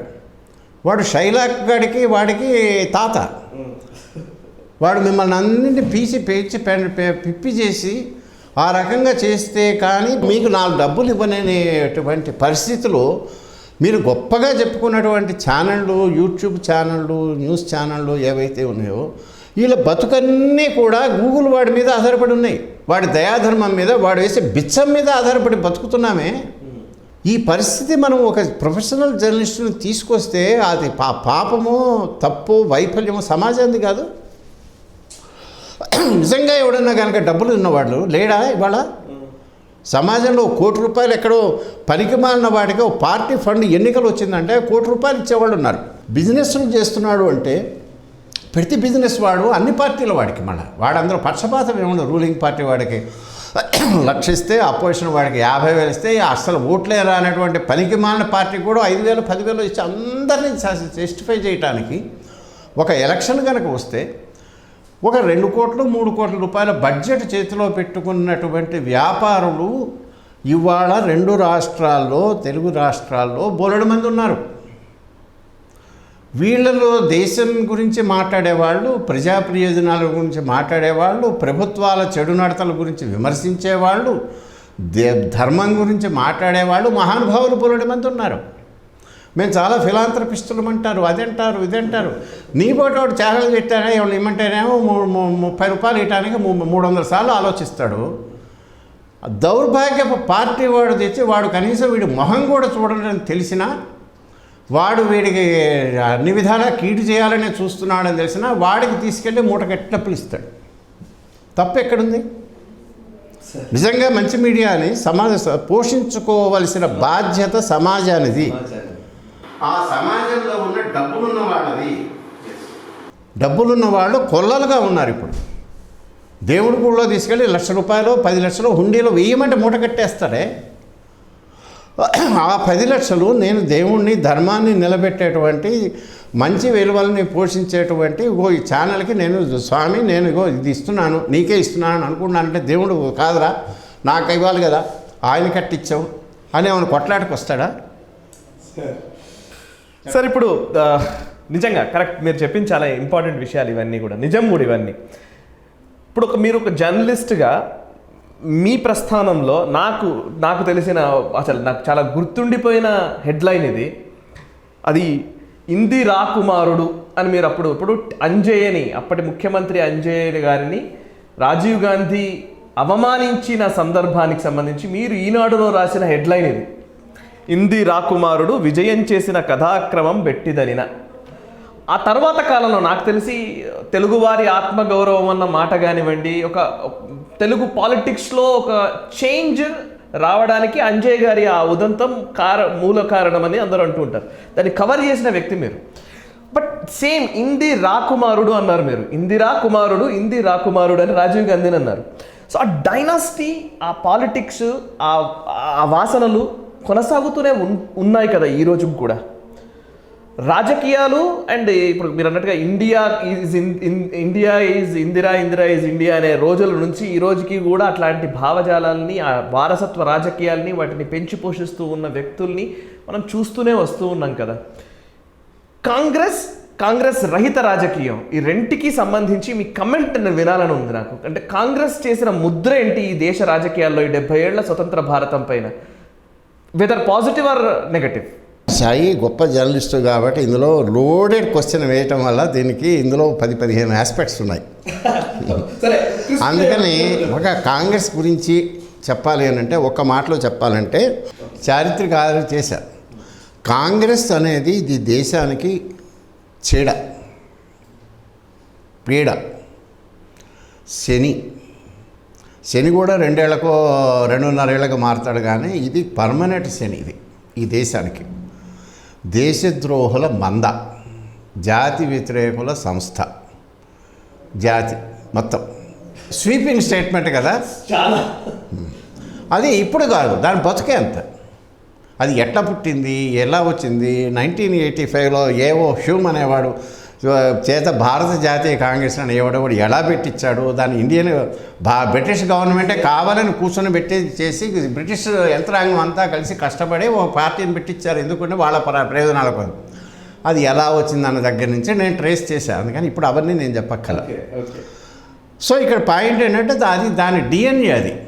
It is anti national, anti ధర్మ, యాంటీ ఇండియా. అది మొత్తం దాని చరిత్ర అంతా అంతే. దానికి ఎవరైనా కావాలనుకుంటే అమెజాన్ ఎందుకు ఈ ప్రశ్న అడిగారంటే సార్, 40 ఏళ్ల సుదీర్ఘ అనుభవం ఉన్న ఒక జర్నలిస్ట్ ఈ దేశ రాజకీయాల్లో సింహభాగం ఈ దేశాన్ని పరిపాలించిన కాంగ్రెస్ పార్టీ పాత్ర గురించి ఇంత క్లియర్గా ఎవరు చెప్పరు. సో మీ అభిప్రాయం నేను తెలుసుకోవాలనే ఉద్దేశంతో నేను అడిగిన ప్రశ్న కావాలని. ఇక్కడ అందరూ ఎందుకు చెప్పలేరు అని అంటే వాడు మన అవగాహన లోపం ఏంటంటే కాంగ్రెస్ అనేది 2 భాగాలు. స్వతంత్రం ముందు, స్వతంత్రం తర్వాత. స్వతంత్రం ముందు గాంధీ గారు జాతిపిత, మహాత్ముడు, త్యాగం, అహింస, సత్యం, సత్యాగ్రహం, సత్యసంధత, వీటి మీద దేశభక్తి దీనిగా మొత్తం జనమందరిని ఇన్స్పైర్ చేసి జాతి వినంతా కదిలించి జాతి వ్యతిరేకత శక్తులను ఎదుర్కొని అహింసాయుతంగా పోరాడి స్వతంత్ర సింగిల్ హ్యాండెడ్గా స్వాతంత్రాన్ని తీసుకురావటం స్టేజ్ 1 చాలా గొప్పది, దండం పెట్టాలి. స్టేజ్ 2 స్వతంత్రం వచ్చిన తర్వాత ఆ కాంగ్రెస్ పుచ్చిపోయింది. గాంధీ గారు పోయాడు, నెహ్రూ గారు పోయాడు, పటేల్ గారు పోయారు, గొప్ప గొప్ప వాళ్ళందరూ కాలం చేశారు. కాబట్టి ఇది నానాటికి తీసికట్టయిపోయి స్వార్థాలు పెరిగిపోయినాయి, అవినీతి ఎక్కువైంది, అక్రమాలు వచ్చింది. వీళ్ళు వచ్చారు, అసలు గాంధీ గారు అప్పుడే చెప్పేశాడు ఈ కాంగ్రెస్ని తీసేయమని. వీళ్ళు తీసేయలేదు, వచ్చారు, చేశారు. ఇది standard reading of political history ఎక్కడ చూసినా. ఇక్కడ చూసేవరకల్లా మీ అందరికీ అంటే నేను ఇప్పుడు చెప్తున్నది సింపుల్గా నీకు చెప్పింది, ఈ దేశంలో ఉన్న 90%, 99.99% మేధావుల్లో ఎవరిని అడిగినా ఇదే మాట చెప్తారు. కరెక్ట్. దీన్ని అటు ఇటు చెప్తాడు, ఇటు చెప్తాడు. దీని మీద ఎడిటోరియల్స్ రాశారు, పత్రికలు రాశారు, పాటలు రాశారు, పుస్తకాలు రాశారు, నవలలు రాశారు, తో అన్ని రకాలుగా చేశారు. అసలు ఈ థింకింగ్ తప్పు. ఎందుకు తప్పు అంటే దీని ఆరిజిన్ 1947 స్వతంత్రం వచ్చిన తర్వాత రాలా. దాని పుట్టుకే అంటే అది పాపిష్టి సంస్థ. అది మీరు అనుకుంటున్న మహాత్ముడు అనే ఆయన చేసినటువంటి అన్యాయం ఈ దేశానికి ఎవరు చేయలే. మీరు చెప్పిన ఈ గాంధీ, నెహ్రూలు వీళ్ళు చేసింది బోగస్ పోరాటాలు. అవి అదొక జాతీయ ఉద్యమం అనేదే లేదు, ఒక చెత్త ఇది. నిజంగా ఉద్యమం ఎక్కడ వచ్చింది అంటే వచ్చినాయి 1905లో స్వదేశీ ఉద్యమం అని వచ్చి బెంగాల్ను విభజించినప్పుడు, బెంగాల్ విభజనకు వ్యతిరేకంగా అప్పట్లో ఉద్యమం ఉధృతంగా లేచింది. వందే మాతరం అనేది అప్పుడు వచ్చిన మాట నినాదం. ఆ టైంలో బెంగాల్ దగ్గర బారిసాలో ఏదో ఒక చోట జరిగితే ఏఐసిసి సమావేశాలు, కాంగ్రెస్ సభ జరిగితే ఆ కాంగ్రెస్ సభకి అధ్యక్షుడు ఒక మహమ్మదీయుడు. ఆయన వందే మాతరం అని పాడుతూ రోడ్ల మీదే ప్రదర్శన చేశాడు. ఆయన వెనక కాంగ్రెస్ వాదులు అందరూ ఉన్నారు, హిందువులు ఉన్నారు, ముస్లింలు ఉన్నారు, అందరూ ఉన్నారు. పోలీసులు వచ్చి చితక్ కొట్టారు, లాఠీ చార్జీలు చేశారు. అప్పుడు వందే మాతరం అన్నా కొద్దీ కొట్టారు. హిందువులు, మహమ్మదీయులు అందరూ కూడా వందే మాతరం అని అన్నారు. అది ఒక పెద్ద ఇదైంది. ఆ మాట అంటే చాలు రోడ్డు మీద కొట్టేవాళ్ళు. అది అప్పటికి ఏ గాంధీ రాలా. 1905 అది జరిగింది. ఆ టైంలో తిలక్ లాంటి వాడు, టవరింగ్ పర్సనాలిటీస్, గోపాలకృష్ణ గోఖలే, తిలక్, మదన్మోహన్ మాలవీయ, పంజాబ్ కేసరి ఈయన లాలా లజపత్ రాయ్, ఇటువంటి మహామహులు, దిగ్గజాలు లాంటి వాళ్ళు, అరవింద ఘోషు, సావర్కరు లాంటి వాళ్ళు అప్పుడు మహానాయకులు. గొప్ప గొప్ప రివల్యూషనరీ ఫైట్స్ చేశారు. అది జరిగింది. అప్పుడు దేశమంతా నిలిచింది, జాతీయ ఉద్యమం ఉంది. నిజానికి కాంగ్రెస్ కూడా అప్పట్లో ప్రజల దీన్ని కాంక్షించే పనిచేసింది కొంతవరకు, మొత్తం కూడా కాదు. ఎందుకంటే అప్పుడే 1906లో అనుకుంటా సూరత్లో కాంగ్రెస్ మహాసభ జరిగింది.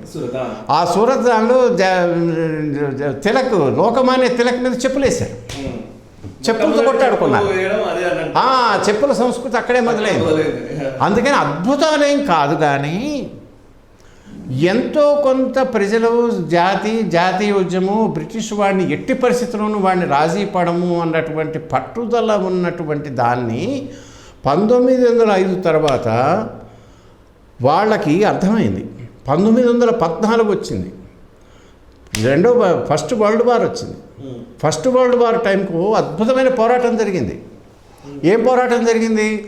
అమెరికాలో, కాలిఫోర్నియాలో అప్పట్లో గదర్ అనే సంస్థ పెట్టి, ఆస్ట్రేలియాలో, అమెరికాలో, మిగతా చోట్ల, యూరప్లో అన్ని చోట్ల ఉన్నటువంటి ఇండియన్స్ అందరూ కలిసి అక్కడ సమావేశమై గదర్ సంస్థ అనేది దాన్ని పెట్టి, గుర్తుపెట్టుకోండి, వాళ్ళు మామూలుగా పొట్టకూటి కోసం, ఇప్పుడు సాఫ్ట్వేర్ ఇంజనీర్లు వాళ్ళు ఏదో పోయారో అప్పుడు కూడా పొట్టకూటి కోసం వాళ్ళ దేశం మొదలుపెట్టిన రాజకీయాలు, ఉద్యమాల కోసం పోలా.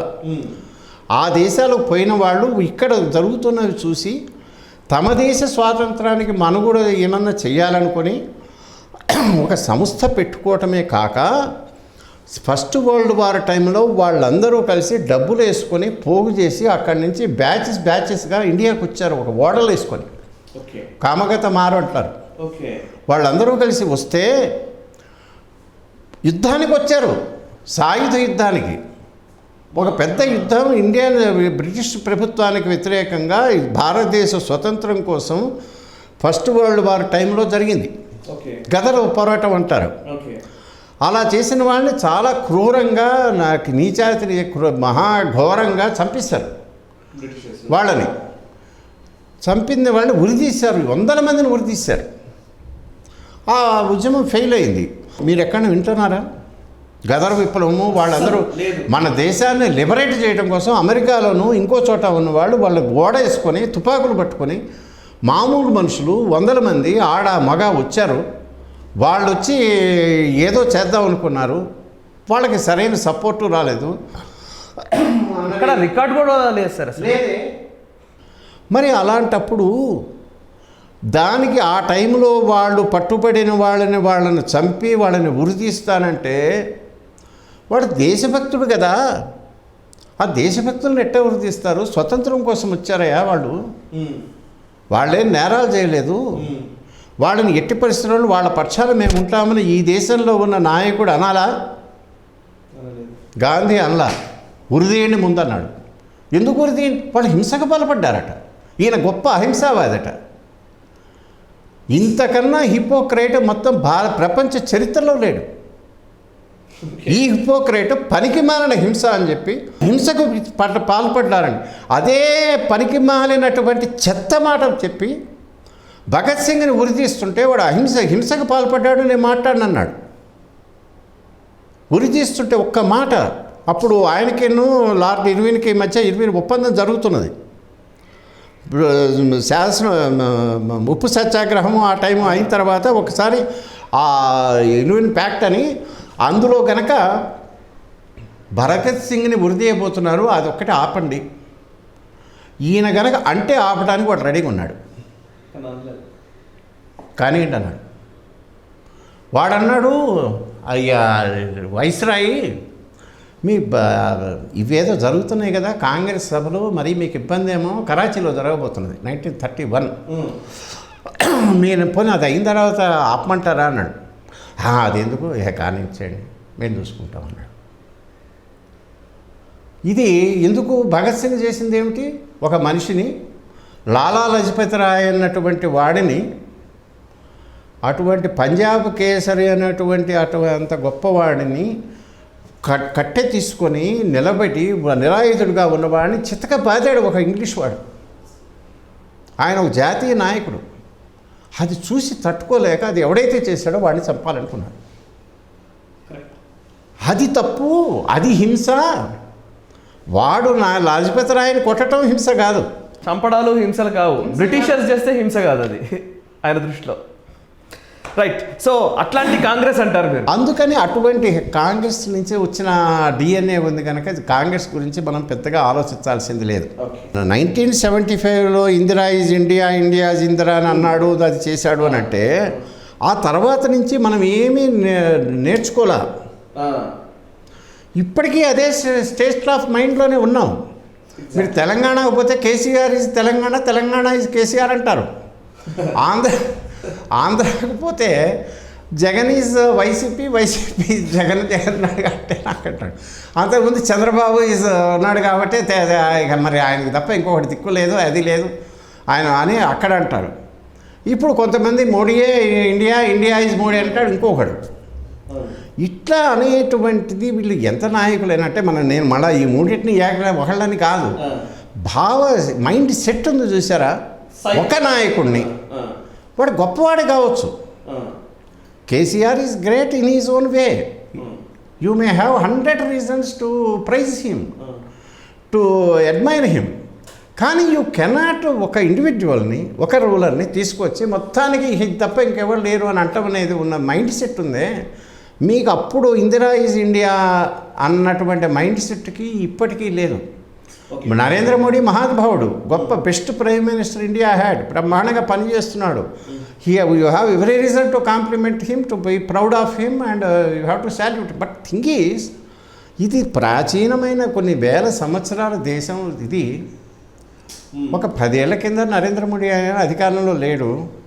బహుశా ఇంకో 10 ఏళ్ల తర్వాతనో 15 ఏళ్ల తర్వాతనో ఆయన ఉండడు. ఆయన దేశం నడుస్తుంది కదా. ఓకే. కాబట్టి ఎంత నరేంద్ర మోడీ అన్నటువంటి ఒక టవరింగ్ పర్సనాలిటీ అయిన అత్యుత్తమ స్థాయి నాయకుడు కూడా ఒక నాయకుడే, ఒక పీరియడ్లో ఉంటాడు. ఆయన ఏం చేశాడు అనే దాన్ని బట్టి మనం చూడాలి. అంతేగాని ఒక దేశాన్ని, ఒక వ్యవస్థని మొత్తాన్ని ఒక మనిషితో చేయకూడదు కదా. అది ఇప్పటికే మనం అలాగే చేస్తున్నాం. కాబట్టి మన మైండ్ సెట్ మారట్లా. సార్, మీరు మాట్లాడే ప్రతి మాటలో, మీరు రాసే ప్రతి అక్షరంలో, ఒక పదంలో కానివ్వండి, మీ పుస్తకాల్లో కానివ్వండి, చాలా ప్రస్ఫుటంగా జాతీయవాద దృక్పథము, భారతీయత కనబడతాయి. దాంట్లో అసలు మీరు రాసిన ఆర్టికల్స్ అసలు ఆగకుండా మొదటి నుంచి లాస్ట్ దాకా వెళ్ళిపోతాయి, రీడబిలిటీ ఉన్న. సో సద్గురు శివానందమూర్తి గారి శిష్యులు కూడా మీరు, వారి ఇన్ఫ్లుయెన్స్ కూడా మీ పైన చాలా ఎక్కువగానే ఉందని ఉన్నా. సద్గురు శివానందమూర్తి గారు భారతీయత గురించి అసలు ఎంతో గొప్ప అంశాల గురించి చెప్తూ వచ్చేవారు. అంటే నేను కొంతవరకు నేను చదవగలిగాను, అట్లీస్ట్ మీలాంటి వాళ్ళ వల్ల అనుకుంటాను, ఆర్టికల్స్ వల్ల కావచ్చు. ఆంధ్రభూమిలో మీరు వేసిన శివానందమూర్తి గారి లాంటి, సద్గురు శివానందమూర్తి గారి లాంటి వారి ప్రభావము, అట్లాంటి సాధు సంతులు లేదా ఎంతో గొప్ప మహనీయుల ప్రభావము ఈ దేశం పట్ల, ఈ దేశ రాజకీయాలు వీటన్నిటిపైన ఉందా? అలాంటి పరంపర కొనసాగడానికి ఏమైనా చేయాలా? ఒకసారి ఆ సాధు సంతుల పరంపర గురించి, భారతీయత గురించి ఏమైనా చెప్పగలుగుతారా? ఇప్పటిదాకా మనం సొసైటీ, రాజకీయాలు, మీడియా మాట్లాడాం కదా. 2 ఆస్పెక్ట్స్ ఉన్నాయి. భారతదేశంలో ఎలా నిలబడుతుంది ఇది? India that is the wonder that was India అనుకుంటా. వాడు ఎవడో ఒక ఆయన పుస్తకం రాశాడు. ఈ ఇండియాలో అసలు ఒక అన్నిటికన్నా పెద్ద అద్భుతం ఏంటంటే, ఈ ఇండియాలో ఒక ప్రజాస్వామ్యం అనేది పనిచేయటం, అది నడవటం బాగా అద్భుతమైన ఒక 8th wonder in the world. ఎందుకంటారు? ఎందుకంటారు? ప్రజాస్వామ్యానికి ఏమేం కావాలి? 3 ఎస్టేట్లు, 3.5 లేక 4 ఎస్టేట్లు. 1 పార్లమెంటు, 2 జుడిషియరీ, 3 లెజిస్లేచర్, అదే మన ఎగ్జిక్యూటివ్, 4 పత్రికా వ్యవస్థ. ఓకే, ఈ పార్లమెంటుని ముందు తీసుకో. సుప్రీము, అన్నిటికీ తలమానికం సుప్రీం పార్లమెంటు. ఈ పార్లమెంటుకి ఎన్నికైన అవుతున్న వాళ్ళలో మీరు ఎప్పుడు ఏ రాష్ట్రంలో ఉన్న వాళ్ళని తీసుకున్నా కనీసం 30% క్రిమినల్ బ్యాక్గ్రౌండ్ ఉన్న వాళ్ళు ఉంటారు. ఎక్కడ ఏ రాష్ట్రమైనా ఎప్పుడైనా ఆల్ టైము మహాత్ములు, కేడీలు, గుండాలు, రౌడీ షెట్టర్లు అందరూ వచ్చి పడుతుంటారు. మన పార్లమెంటులోనూ చట్టసభలో ఈ మధ్య కొంచెం బెటరు. ఇప్పుడు మన తెలంగాణలో కానీ ఇంకో చోట కానీ ఒక రకంగా బాగుపడ్డాయి వ్యవస్థ. వెనకటితో పోలిస్తే కొట్లాటలు, నానా గలభాలు, అవి చేయటాలు, ఇవి చేయటాలు మొత్తం చేయటమే తప్ప, అల్లరి, గందరగోళము, అరాచకమే తప్ప దీన్ని సభని ఎవడు నడపలేని పరిస్థితికి అటు పార్లమెంటు, ఇక్కడ రాష్ట్ర ప్రభుత్వాలు వచ్చినాయని, ఇక్కడ రౌడీయిజము, ఆటవిక రాజ్యం చెలరేగుతున్నది అని ప్రతి అపోజిషన్ పార్టీ వాడు తిడుతూనే ఉన్నాడు, శాపాలు పెడుతూనే ఉన్నాడు శాసన నిర్మాణ వ్యవస్థని. అధికారంలో ఉన్నవాడేమో అప్పుడు డిఫెండ్ చేస్తాడు, వాడు మళ్ళీ అపోజిషన్ వాడదే మాట అంటున్నాడు. మొత్తానికి వాడు whether you are in opposition or in ruling party at different stages of time, మొత్తం రాజకీయ పార్టీలు, అన్ని పార్టీల వాళ్ళు, అన్ని పార్టీలు మేధావులు అందరూ కలిసి, స్పీకర్లు, సభాపతులు కూడా అందరూ కలిసి సెమినార్లలోనూ వాటిని చెప్పేది ఏంటంటే, మన పార్లమెంటరీ వ్యవస్థ ఒక పెద్ద సంక్షోభానికి గురవుతున్నది, విలువలు పడిపోతున్నాయి, ప్రమాణాలు పడిపోతున్నాయి అనే దానిలో ఏకీభావం ఉందా? ఉంది కదా. న్యాయ వ్యవస్థను తీసుకో. చీఫ్ జస్టిస్లు ఆఫ్ ఇండియా లాంటి వాళ్ళు, వీళ్ళందరూ కూడా భారత ప్రధాన న్యాయమూర్తులుగా పనిచేసినటువంటి దిగ్గజాలు లాంటి మహానుభావులు అందరూ కలిసి కూడా డిఫరెంట్ సెమినార్లలో, డిఫరెంట్ సర్కమ్స్టెన్స్లో, డిఫరెంట్ ఆర్గమెంట్స్లో అందరూ కలిసి చెప్పింది ఏంటంటే, కొలాప్సింగ్ స్టేజ్కి వచ్చింది ఆ వ్యవస్థ. ఇట్ ఈజ్ దాని బరువుకి అదే కూలిపోయే పరిస్థితి ఉన్నది. డిలేడ్ జస్టిస్, దీన్ని అసలు ఎవడు ఏమి పట్టించుకోవటం, బాగు చేయటమే కదా మన వల్ల కావట్లేదు, ఏం చేయాలి అని న్యాయ వ్యవస్థలో ఉన్న వాళ్ళందరూ కొట్లాడమండి. ఇక మిగిలింది ఎవరు? ప్రభుత్వం. ఈ ప్రభుత్వము విచ్చలవిడితనానికి, దానికి ఎన్ని రకాలుగా నానా భ్రష్టత్వాలు వచ్చింది అనటానికి ఇక మీకు ఎన్ని ఇదైనా ఇవ్వచ్చు. ఒక్క ఆంధ్రప్రదేశ్ రాష్ట్రంలో కిందటి ప్రభుత్వము, ఇప్పటి ప్రభుత్వం రెండూ కలిపి ఆంధ్రప్రదేశ్ ఒక ప్రభుత్వ వ్యవస్థని ఎన్ని రకాలుగా భ్రష్టు పట్టించవచ్చు, అధికారాన్ని ఎంత దుర్వినియోగం చేయొచ్చు, ఎంత అనే దానిలో వాళ్ళు రీసెర్చ్ చేసి వాళ్ళు ఇంటర్నేషనల్ స్థాయికి వెళ్ళిపోయారు. ఈ స్థాయికి వీళ్ళే కాదు, మిగతా అన్ని పార్టీల వాళ్ళు, అన్ని రాష్ట్రాలు అట్టుగా ఉన్నాయి. కాబట్టి మీకేమైంది? ఈ 3 వ్యవస్థలు భ్రష్టమైనవి అని ఆ వ్యవస్థలు నడుపుతున్న వాళ్ళే అంటున్నారా? అవును. ఇక పత్రికా వ్యవస్థ భ్రష్టమైందని ఈ 3 కలిసి మన మీద పడి ఏడుస్తూనే ఉన్నారా? కాబట్టి ప్రజాస్వామ్యానికి 4 వ్యవస్థలు అయితే 4టిని సర్వభ్రష్టమైనవి అని అందరూ అంటున్నారు కదా. మరి దేశంలో ప్రజాస్వామ్యం నడుస్తున్నది, కోర్టులు నడుస్తున్నాయి, రూల్ ఆఫ్ లా ఉన్నది, ప్రజల్ని ఎవడో వచ్చి ఎవడో దోచుకోవటం లేదు, మీకు శాంతి ఉన్నది, భద్రత ఉన్నది, పోలీసులు నిద్రపోయినా ఎక్కడ కనపడకపోయినా ఎవరిని హత్యలు మరీ ఎక్కువైంది. ఇట్లా మానవగా భయంకరంగా ఏంది అవుతున్నాయి కానీ మరీ ఎక్కువ కావట్లేదే. అంటే వ్యవస్థ నడుస్తున్నది, శాంతి భద్రతలు నడుస్తున్నాయి, ప్రజలు బాగానే ఉన్నారు. మరి వీళ్ళు నడిపించే ఈ మూడు వ్యవస్థలు భ్రష్టమైనప్పుడు ఎవరు నడిపిస్తున్నారు? ఏదో అతీతమైన శక్తి ఉంది, ఒక వేరే వ్యవస్థ ఒకటి ఉన్నది. ఓకే, ఏంటది? అది మీకు తెలియని ఈ పత్రికలు చూస్తే, మీడియా చూస్తే, ఇగో ఈ పనికి మన టీవీలో డిస్కషన్లు చూస్తే, రాజకీయ నాయకుల చెత్త వాగుళ్ళని చూస్తే మీకు అర్థం కాదు. ఒక అతీతమైన ఒక ధార్మిక వ్యవస్థ ప్రపంచంలో ఏ దేశానికి లేనటువంటి గొప్ప వ్యవస్థ మనకున్నది. ఒక ఆధ్యాత్మిక వ్యవస్థ. దానికిలో మీరన్న సాధువులు, సంతులు, సద్గురువులు, ఇప్పుడున్న వాళ్ళు, అవతారం చాలించిన వాళ్ళు, అవతారం చాలించినా ఇంకా యోగక్షేమాలు చూస్తున్న వాళ్ళు దాన్ని ఎలా చేయాలి ఏమిటి అనే దాన్ని నడిపించేటువంటి, నియంత్రించేటువంటి ఒక వ్యవస్థ ఉన్నది. దాని గురించి ఆలోచించే తాహతు మనకు లేదు. మనం అల్పులమైన వాళ్ళు ఊరుకోలా. అది దేవుడి దయ వల్ల దేవుడు ఉన్నాడు, ధర్మం ఉన్నది, ఆ ధర్మాన్ని నడిపించేటువంటి గురువులు ఉన్నారు, గురు పరంపర ఉన్నది, దాన్ని నిలబెడుతున్నట్టు మహానుభావులు ఉన్నారు. ఇవాళకి దేశ క్షేమాన్ని కాంక్షిస్తున్న వాళ్ళు, ఏమవుతుందో చూస్తున్న వాళ్ళు, దానికి చేయాల్సింది చేస్తున్నటువంటి వాళ్ళు ఉన్నారు. వాళ్ళు మీకు మీడియాలో ఇంటర్వ్యూ లేరు. పొద్దున్న లేస్తే మిలియన్ వ్యూస్ కావాలి నాకు, యూట్యూబ్లో ఎత్తుందిరా అని వాడేమో అడగడు. వాడు ఎవడో కూడా ఎవడికి తెలియదు. కానీ ఆ మహానుభావుల వ్యవస్థ ఉన్నది, అది చూడాలంటే కళ్ళు ఉండాలి. కళ్ళు మనం మూసుకొని కూర్చున్నాం, తెరిస్తే కనపడుతుంది. అదే మన కాన్ఫిడెన్స్. అది ఉన్నది. భారతదేశాన్ని నడిపిస్తున్నది ఒక అద్భుతమైన దైవశక్తి, ఒక దివ్య శక్తి, ఒక ఆధ్యాత్మిక శక్తి. అది దాన్ని ఇంకా నడిపిస్తున్నది. In spite of all these jokers, ఈ రాజకీయ నాయకులు ఎన్ని రకాలుగానో భ్రష్టమైపోయిన అందరూ ఎన్ని చేసినా కూడా దేశం అఖండంగా ముందుకు పోతుంది. ఇంకా మంచి మంచి నాయకులే వస్తారు. ఇంకా మీరు చూస్తే ఇంకా అద్భుతాలు చూస్తారు. అది కాన్ఫిడెన్స్. ఎక్కడి నుంచి వచ్చింది కాన్ఫిడెన్స్? ఈ దేశాన్ని అర్థం చేసుకుంటే, ఈ దేశంలో ఉన్నటువంటి వ్యవస్థని, దీని వెనక ఉన్నటువంటి స్ఫూర్తిని, అసలైనటువంటి ప్రభావాన్ని అర్థం చేసుకుంటే ఉంటుంది. అందులో ఒక భాగం మీరన్న సద్గురు శివానందమూర్తి గారు. ఇప్పుడు నేను ఈ ప్రశ్న అడగాల్సిందే సార్, మీరు ఈ మాట చెప్పిన తర్వాత.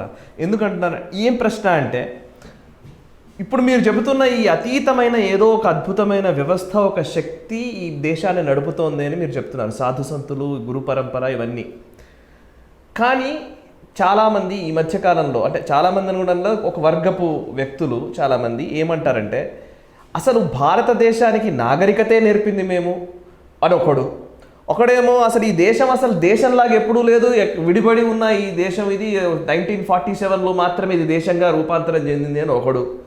ఇట్లా రకరకాలుగా ఈ దేశానికి సంబంధించిన శాంక్టిటీని తెలుసుకోలేని దరిద్రమైన పరిస్థితుల్లో మన మేధావులుగా చెప్పబడుతున్న కొంతమంది ఉన్నారు కదా.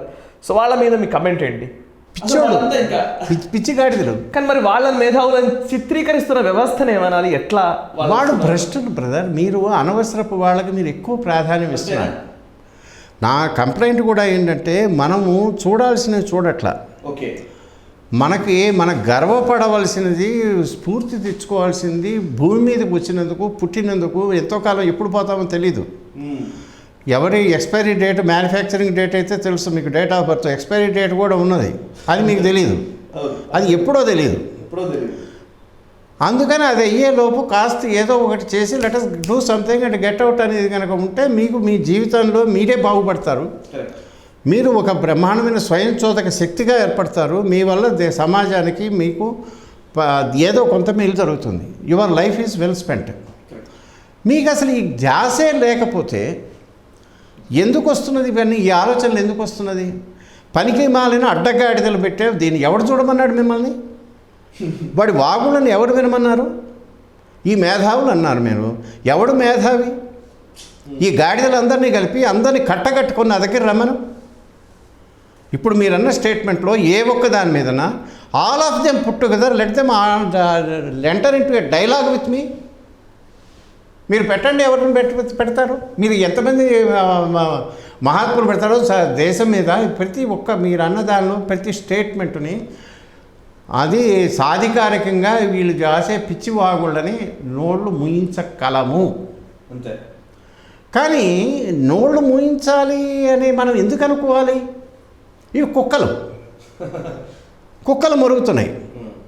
మీరు రోడ్డుల మీద పదే ప్రతి మురిగే కుక్కకి ఇది మురుగుతున్నదే. ఈ మురుగుతున్నది మనం వినకుండా పోతే మనం మన దాన్ని ఒప్పుకున్నట్టే అవుతుంది కదా అని మళ్ళీ దాని ముందు కూర్చొని కుక్క అంటే అది ఇంకా మురుగుతుంది. ఎవడు మనకమన్నాడు? ఎవడు ఏమన్నాడు మిమ్మల్ని? ఎవడు పట్టించుకుంటాడు? వీళ్ళకున్న క్రెడిబిలిటీ ఏమిటి? వీళ్ళని ఎవడు నడిపిస్తున్నాడు? బుద్ధి తక్కువైన వాళ్ళు, వెస్టెడ్ ఇంట్రెస్ట్ ఉన్న వాళ్ళు, వాళ్ళ మైండ్స్ ఖరాబ్ చేయటానికి ఎవడో ఏదో చేస్తే దానికి అనవసరపు ప్రాముఖ్యత మనము ఆపాదిస్తున్నాం. దాని మీద పోని చూసిన తర్వాత there is a way. Can you silence them? Yes, you can silence. Can you say ఇట్లాంటి వాళ్ళందరూ పరారయ్యేట్టు చేయగలరా? చేయొచ్చు. ఇంకోసారి ఎవడు నోరెత్తటానికి వీలు లేకుండా బంధం చేయగలమా? చేయొచ్చు. చెయ్యాలంటే ఎవరు చేయాలి? మనం చేయాలి. మనం చేయటానికి మనం సిద్ధంగా ఉన్నామా? మనం చేయం. మన కాళ్ళు బారసాపు కూర్చుంటాం. You don't rise your little finger. మీరు ఎక్కడున్నారు? భారతదేశంలో ఉన్నారు. భారతదేశంలో వీళ్ళు అందరూ కలిసి మూత్ర విసర్జన, మల విసర్జన ఏ ధర్మం మీద చేస్తున్నారో, ఏ వారసత్వం మీద చేస్తున్నారో, ఏ విజ్ఞానం మీద చేస్తున్నారో, ఏ నాగరికత మీద చేస్తున్నారో, ఏ సంస్కృతి మీద చేస్తున్నారో ఆ సంస్కృతికి వారసులమైన వాళ్ళము, దానికి హక్కుదారులమైన వాళ్ళము మనము 175 మంది మనం ఉంటే మన కళ్ళ ముందు వాటి మీద ఎవడన్నా అంటే why are you tolerating this buggers? ఎవడేనమన్నాడు? చెప్పు తీసుకొని ఎందుకు కొట్టరు? ఇంకోసారి ఆ మాట అన్నాలంటే వాడిని ఎంటబడి ఎందుకు తరమరు?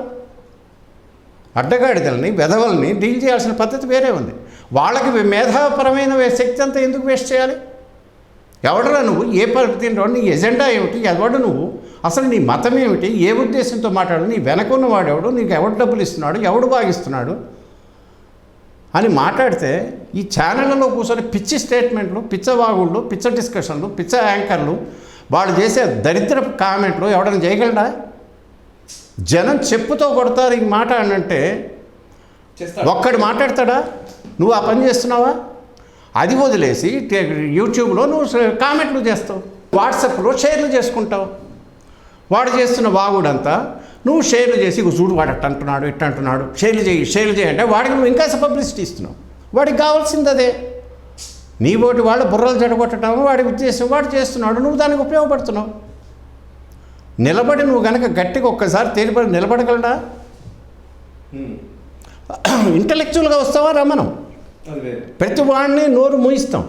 వాదబలంతో, ఆధారాలతో, సాక్ష్యాలతో, చారిత్రక ఆధారాలతో, ఇంకా మీకు ఏ రకమైనటువంటి ప్రూఫ్స్ కావాలంటే ఆ ప్రూఫ్స్తో వీడి తాత, వీడి ముత్తాతలు ఈ వాగుళ్ళని ఇప్పుడు వచ్చినవేం కాదు, 100 ఏళ్ళుగా వాగుతూనే ఉన్నారు. 150 ఏళ్ళుగా వింటున్న వాగుళ్ళు, అవే వాగుళ్ళు ఇప్పుడు మళ్ళా వాగుతున్నారు. ఇది కొత్త వాగుడేం లేదే.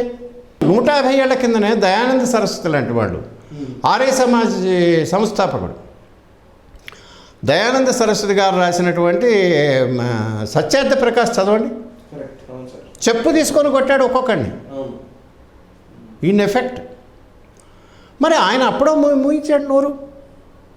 ఇలాంటి వాళ్ళు మన వాళ్ళు ఎప్పుడో దానికి సమాధానాలు చెప్పారు. ఈ సమాధానాలన్నీ మన దగ్గరే ఉన్నాయే, కొత్తగా చెప్పాల్సింది ఏమీ లేదే. వీటిని ఇంకా వాడు వాగుతూనే ఉన్నాడంటే వాడి నోరు మూయించకుండా పిచ్చి వెధవలు, పిచ్చి కుక్కలని మురుగుతున్నాయి అంటే, పిచ్చి కుక్కల్ని సమాజంలో తిరగనిస్తే ఆ సమాజం తప్పు. సమాజము మీ యొక్క అలసత్వము, మీ బాధ్యతారాహిత్యము, నీ ధర్మం మీద వాడు అంటున్నాడు, నీ దేశాన్ని వాడు తిడుతున్నాడు, నీ సమాజంలో అన్నదమ్ముల్లాగా ఉండాల్సిన వర్గాల మధ్య వాడు చిచ్చు పెడుతున్నాడు, అతి పవిత్రమైన మతం మీద వాడు ఉమ్ముతున్నాడు అనంటే అటువంటి వాడు చీడపురుగు, దేశానికి శత్రువు, సమాజానికి వాడు అంతకన్నా చండాలుడు ఎవడూ లేడు. వాడిని ముందు వాడి బెడదను వదిలించాలి, వాడికి పుట్టే దయ్యాన్ని వదిలించాలంటే ఎవడైనా చేయగలడు. ఇక్కడ ఇంకొకటి ఇవాళ వచ్చింది కాదు సాయి, మనకి పూర్వకాలం నుంచి ఈ వాగుళ్ళు ఉన్నాయి. పూర్వకాలం నుంచే మాట్లాడేవాళ్ళు ఉన్నారు. 100 ఏళ్ళగానే పిచ్చివాగుడు, రెట్టమతాలు అడదిడ్డంగా మాట్లాడేవాళ్ళు ఉన్నా ఏ ఊరికి ఆ ఊళ్ళో, ఏ కులానికి ఆ కులంలో, ఎక్కడికక్కడ అక్కడున్న పెద్దలు, అక్కడున్న ప్రజలు, వాళ్ళకున్న సంఘశక్తి వాటిని నోరు మోయించి కంట్రోల్ చేసి ఏదన్నా అంటే మనం ఎముకలు ఎరగొడతారు అనేటువంటి భయం ఉన్నంత వరకు ఆగినాయి. ఇవాళ అటువంటి కట్టుపోవటం వల్ల వీళ్ళు మాట్లాడుతున్నారు. మనం చేస్తున్న తప్పు ఏంటంటే వాటికి ఎక్కువ ఆ ప్రాముఖ్యం ఇచ్చి వాళ్ళని కుక్కలతో డీల్ చేసే పద్ధతి ఒకటి ఉంది. మన మానవతా దృక్పథంలో వాటికి వ్యాసెక్టమీ ఆపరేషన్లు కూడా చేసేవాళ్ళు జంతు ప్రేమికులు ఉన్నారు, అది ఒకటి. పిచ్చి కుక్కలను డీల్ చేసే పద్ధతి వేరే ఉంది. రెండూ కన్ఫ్యూజ్ అయిపోయి పిచ్చి కుక్కలకు వ్యాసెక్టమీ ఆపరేషన్లు చేస్తున్నాం మనం. తప్పు కదా. అందుకని మన థింకింగ్లో కనుక తప్పు ఉంటే ఈ సమాజంలో ఉన్న ప్రతివాడు ధైర్యంగా ఒక స్థిరంగా స్ఫుటంగా ఆలోచించగలిగితే, నిజాన్ని నిజంగా చూడగలిగితే, భయాన్ని వదిలిపెట్టగలిగితే, ఎవడి మర్చిపోవడకు కాకపోతే, వెంపర్లాడకపోతే ఏమైనా అన్నీ అర్థమైపోతాయి. మీరు మాట్లాడిన ఒక టాక్కే నేను విన్నాను సార్ ఒకసారి ఫేస్బుక్లో. మీరు చాలా ఇదే వాయిస్తో ఇలాగే చెప్పారు. మీరు ఏం చేస్తున్నారు, ఫేస్బుక్లో షేర్ చేయడమా, వాట్సాప్లో పంపడమా, ఇంతవరకే అయిపోతున్నారు, ఇది కాదు కదా అని మీరు అంటూ ఈ ఆలయాల గురించి మాట్లాడారు మీరు. నాకు బాగా గుర్తుంది. ఆలయాలు ప్రభుత్వ జోక్యంతో ఆలయాలు భ్రష్టు పట్టి పూస్తున్న అనేక సందర్భాల గురించి, అన్యమత ప్రచారాలకు సంబంధించిన అంశాల గురించి కూడా మీరు చాలా ఘాటుగా వ్యాఖ్యానించారు. సో ఇప్పుడు నేను ఇంతకుముందు అడిగిన ప్రశ్నకు కొనసాగింపుగా, ఇంతకుముందు అడిగిన ప్రశ్న ఏమో మేధావుల ముసుగులో ఎవడైతే పిచ్చి కుక్కలు కొంతమంది ఉన్నారో వాళ్ళ వ్యవహార శైలి గురించి అన్నాను. అటు పక్కన పెడితే మతపు ముసుగులో రాజ్యాంగబద్ధంగా మత ప్రచారం అనే పేరుతో అనేక నానాయాగి చేస్తున్న వ్యక్తులు కూడా చాలామంది ఉన్నారు. నెంబర్ 2, ప్రభుత్వాలే వాటిని ప్రోత్సహిస్తున్న సందర్భాలు కూడా చాలా వరకు కనబడుతున్నాయి. ఇప్పుడు ప్రభుత్వము లేదా ఇంకో మతానికి సంబంధించిన స్వేచ్ఛ, ఈ రెండు అంశాలని ఎట్లా అర్థం చేసుకోవాలి అసలు? మీకు ఏ సమస్య అయినా మూలానికి పోతే కానీ అర్థం కాదు. మీకు ఇక్కడ రాజ్యాంగబద్ధమైన హక్కులకి అదేనా మీరు అన్నది? అసలు లోపం రాజ్యాంగంలో ఉంది. ఇది ఇంకా అసలు బోల్డ్ స్టేట్మెంట్ సార్. రాజ్యాంగం ఉన్నది. పెక్యులరిజం అని నేను పుస్తకం రాశాను. అవును, చదివాను నేను. అది మీకు Amazon.comలో కూడా ఎప్పుడైనా ఎవరైనా కొనుక్కోవచ్చు. అందులో నేను ఏం చెప్పానంటే సింపుల్గా తేల్చింది చిన్న విషయాలు. దానికి నేను ఇచ్చిన సాక్ష్యాధారాలు ఇచ్చా, సుప్రీంకోర్టు ఇచ్చిన తీర్పులు చెప్పా, సుప్రీంకోర్టు చెప్పిన వ్యాఖ్యానాలు చెప్పా, ఫుల్ బెంచ్లు రాజ్యాంగ బెంచ్లు చెప్పింది చెప్పా. అలా ఎవడూ తిరుగులేని సాక్ష్యాధారాలు, డాక్యుమెంటరీ ఆధారాలు, రాజ్యాంగ సభలో జరిగిన డిస్కషన్లు.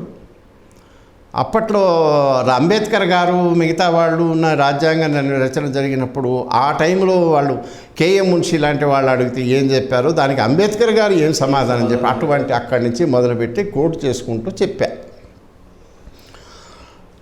తెలిసింది ఏంటంటే ఫలితాంశం ఒకటి, ఈ దేశంలో ఉన్న రాజ్యాంగము హిందూ వ్యతిరేక రాజ్యాంగం. Your blessed constitution is anti Hindu. 2, హిందువులు అనేవాళ్ళు ఈ దేశంలో సెకండ్ క్లాస్ సిటిజన్స్. ఇప్పటికీ you are a blood second class citizen. As a Hindu అంటే నీకేం రాజ్యాంగంలో నీకేం హక్కు లేదు.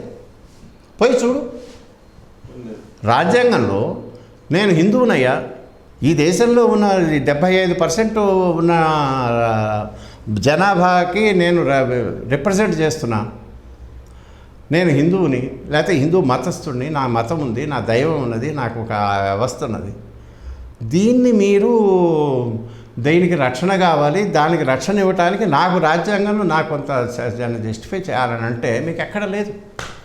హిందూ అనే మాట మీ రాజ్యాంగం మొత్తంలో లేదు. సనాతన ధర్మం నడిపిస్తుంది అని ఇంతమంది అంటున్నారే. ఈ ధర్మం ఆధారంగానే ధర్మశాస్త్రాలు నడిస్తే ఆ ధర్మశాస్త్రాలన్నీ కొన్ని వందల వేల సంవత్సరాలుగా భారతదేశాన్ని నడిపించినవి. లాగివర్సు మనువు దగ్గర నుంచి మొదలు పెడితే అన్ని ధర్మశాస్త్రాలు ఉన్నాయే. ఈ ధర్మశాస్త్రాలు కానీ అవి చెప్పినటువంటి ధర్మం కానీ, ఈ ధర్మము సనాతన ధర్మము లేక ధర్మము ఇది ఈ దేశానికి మీకు మూలకందము, దీని బేసిస్గా ఇక్కడ వ్యవస్థ నడవాలి. ఇదివరకు వందల వేల సంవత్సరాల పాటు భారతదేశం అద్భుతంగా ముందుకు పోయింది అని మన మేధావులు అందరూ కలిసి ఒప్పుకున్నప్పుడు అన్ని సంవత్సరాలు అన్ని శతాబ్దాల పాటు ధర్మము ఈ దేశాన్ని పరిపాలించింది. ధర్మానికి రాజు లేక పాలకుడు కట్టుబడ్డాడు. ధర్మం ఏం చెప్తే అది ధర్మశాస్త్రం నాకు ప్రమాణము అనేటువంటి వ్యవస్థ నడిచింది. రాజ్యాంగం రాసుకున్నప్పుడు ఈ వందల వేల సంవత్సరాలుగా ఈ దేశాన్ని నడిపించినటువంటి ధర్మాన్ని, ఆ ధర్మాన్ని కోడిఫై చేసినటువంటి శిక్షాస్మృతి, న్యాయస్మృతి, ధర్మశాస్త్రాలు, ధర్మస్మృతిని దాటిని ధర్మానికి సంబంధించినటువంటి అన్ని రకాల విశ్వాసాలని తీసుకెళ్ళి అగ్గిపుల్లకి తగలబెట్టాం. తగలబెట్టి ఏం చేసాం? ఒక సంకర రాజ్యాంగం తెచ్చి నెత్తిన పెట్టుకున్నాం. అమెరికాలో వెస్ట్ మినిస్టర్ మోడల్ అంటాడు, అదే బ్రిటన్ది, అమెరికాలోనే దీనిది, అక్కడిది కాస్త ఇక్కడ కాస్త పిక్కి ఒక ఆత్మవంచన చేసుకుని పనికి మాలిన డాక్యుమెంట్ ఒకటి తయారైంది. దీన్ని గుర్తించిన వాడు ఎవడో తెలుసా? బిఆర్ అంబేద్కర్. ఓకే. ఆయన చెప్పాడు, మీరు అందరు అంటారు నన్ను రాజ్యాంగం రాశారు, నేనేదో రాజ్యాంగం పితనని, I will be the first person to burn it అన్నాడు. మీరు ఏ రాజ్యాంగాన్ని అయితే నేను రాశానని అంటున్నారో ఈ రాజ్యాంగాన్ని తగలబెట్టితే నేను సంతోషిస్తాను. ఎందుకు అని మళ్ళీ అడిగింది. రాజ్యసభలో డిస్కషన్ ఎక్కడో అన్నది కాదు, అది కోట్ చేశాను ఆ పుస్తకంలో. ఎందుకు అంటే మేము దేవతలు ఉండటానికి కోసం ఒక గుడి కట్టాము, దేవతలు వచ్చేలోపు దయ్యాలు వచ్చి కూర్చున్నాయి, ఏం చేయాలి ఇప్పుడు? అంబేద్కర్ మాటలు, గుడి కట్టాము, రాజ్యాంగం అనే గుడి కట్టాం. ఎందుకు కట్టాము? దేవతలు వచ్చి అందరూ ఉంటారు, అంతా బాగుంటుంది అని. వాళ్ళు వచ్చేలోపు దయ్యాలు రాక్షసులు వచ్చి ఆక్రమించేశారు. He was dissolution. 1950లో రాజ్యాంగం వస్తే 56లో అనుకుంటున్నా రాజ్యసభలో జరిగిన డిస్కషన్లో అంబేద్కర్ చెప్పాడు. మరి ఆయనకే అంతగా మనసు విరిగేట్టుగా చేసినటువంటి రాజ్యాంగము ఇప్పుడు మళ్ళీ ప్రతివాడు అంబేద్కర్ పేరు మాట్లాడతాడు. అంబేద్కర్ రచించిన రాజ్యాంగం అంటే వీళ్ళు చేసే వెధవ పనులకి అంబేద్కర్ ఎలిపిని వాడుకొని ఆయన అడ్డం పెట్టుకొని ఆయనంటే గొప్పవాడు, మహాత్ముడు, అందరికీ పూజనీయుడు అనేటువంటి భావం ఇక్కడ ఉన్నటువంటి పీడిత ప్రజలు, దళిత వర్గాలకు ఉన్నది. కాబట్టి వీళ్ళు చేస్తున్న వెధవ పనులన్నిటినీ కప్పిపుచ్చుకోవటానికి అంబేద్కర్ పేరు అడ్డంగా వాడుకుంటున్నారు. విన్నారా మీరు? అంబేద్కర్ ఈ మాట అన్నాడు, రాజ్యాంగాన్ని తగలబెట్టండి అన్నాడని. ఇదే భారత రాజ్యాంగాన్ని ఎందుకు అన్నాడు, ఏమిటి అసలు రాజ్యాంగానికి ఉన్నటువంటి ప్రాబ్లం ఏమిటనేది నేను డిస్కస్ చేశాను. సరే, నేను మిమ్మల్ని అడుగుతా క్వశ్చన్. ఈ పుస్తకం రాసి ఇప్పటికీ 1 year అయింది, పైన అయింది. ఎంతమంది మేధావులు డిస్కస్ చేశారు? లేదు సార్. అసలు ఎంతమంది కనీసం ఆలోచించారు? దీని గురించి ఎవడు మాట్లాడు అంటే ఎవడన్నా కూర్చొని ఆలోచించి డిస్కస్ చేసి, మరి నిజానికి నేను చెప్పినట్టు ఇప్పటిదాకా మీతో మాట్లాడినప్పుడు నేను మాట్లాడినవన్నీ మీ మాట్లాడాలంటే స్వీపింగ్ స్టేట్మెంట్స్. గాంధీ వరమా శాపమా దేశానిగా నేను క్వశ్చన్ చేసి ఆయన శాపం అని తేల్చాను నేను. అవును అవును. ఎట్లాగో అన్నది నేను చేసే పుస్తకంలో చెప్పు. ఏ చిన్న కంటెన్షన్ కానీ, చెప్పిన మాట కానీ, దాని వెనక ఉన్నటువంటి అండర్స్టాండింగ్ కానీ, ఒక ప్రతిపాదన కానీ ఏదైనా నీ ఇష్టం క్వశ్చన్ చేయి, ఖండించు. అంటే ఇప్పటి వరకు ఇన్ని దశాబ్దాలుగా 20 ఏళ్ళుగా రాసిన పుస్తకంలో ఒక్క పుస్తకంలో, ఒక్క అధ్యాయంలో, ఒక్క స్టేట్మెంట్ నేను వరుసగా తరగటమే నా పని. కూరలు తిన్నట్టు తరుగుతా ఒక్కొక్క అధ్యాయ పుస్తకంలో. ఇందులో వరుస పెట్టి ఉతుకుతే ఎవడో ఇంతవరకే మాట్లాడలేదే. మీకు తెలుసా? నేను రాసిన పుస్తకాల్లో ఫలానా దాని మీద ఈయన తప్పు రాశాడు, ఇది తప్పు అని ఎవడన్నా అన్నది విన్నారా? చెప్పమనండి నన్ను. ఎందుకంటే నేను అంత తపస్సు చేస్తాను. నా గొప్పతనం కాదు, దాని వెనుక అంత స్టడీ ఉన్నది, ఇది ఉన్నది. నేను ఎవరినో కించపరచడానికి కాదు, పైన దేవుడు ఉన్నాడు కదా, ఆ దేవుడిని చూసి సత్యాన్ని నమ్ముకుని ఉన్నదేదో చెప్తాము, మనం ఏది దాచిపెట్టద్దు అని అనుకున్నప్పుడు నాకు కనపడదు, నేను రాశా. తప్పవచ్చు, చెప్పేవా నువ్వు? ఎవడు ఏమీ మాట్లాడలేదంటే ఒప్పుకున్నట్టే కదా. సరే, ఒప్పుకున్నాడు అని అన్నప్పుడు దాని గురించి నువ్వు, అది నీకు అద్భుతమైన ఆయుధం కాదు. ఇప్పుడు మీరు మాట్లాడింది క్వశ్చన్కి ఎక్కడొచ్చింది? దేవాలయాలు కంట్రోల్. అసలు నువ్వు రాసిన రాజ్యాంగంలోనే ఆ రకమైన అన్యాయానికి చోటు పెట్టారు అని తెలిసినప్పుడు మీరు చెప్పవలసింది, మాట్లాడవలసింది, ఫస్ట్ చేయవలసింది ఆ రాజ్యాంగంలో దానికి సంధిస్తున్నటువంటి ఆర్టికల్ 25, 26 ఉన్నాయి. వాటిని మార్చాలని కదా మనం అడగాల్సింది. మనం అడుగుతున్నామా? అసలు దాని వైపు దృష్టి పోయిందా? అసలు మా ఇదేమో వదిలేస్తారు. ఇక్కడ ఈ గవర్నమెంట్ ఉన్నది, దాని మీద ట్రస్ట్ బోర్డులో ఉంది, ఈ టీటీడీలో ఫలానా వాడు వచ్చాడు, ఆయన ఎవరో సుబ్బారెడ్డా, ఇప్పుడు ఎవరో ఆ సుబ్బారెడ్డి ఉన్నాడు, ఆయన దీన్ని చేస్తున్నాడు, అవి చేస్తున్నాడు అని అంటాం.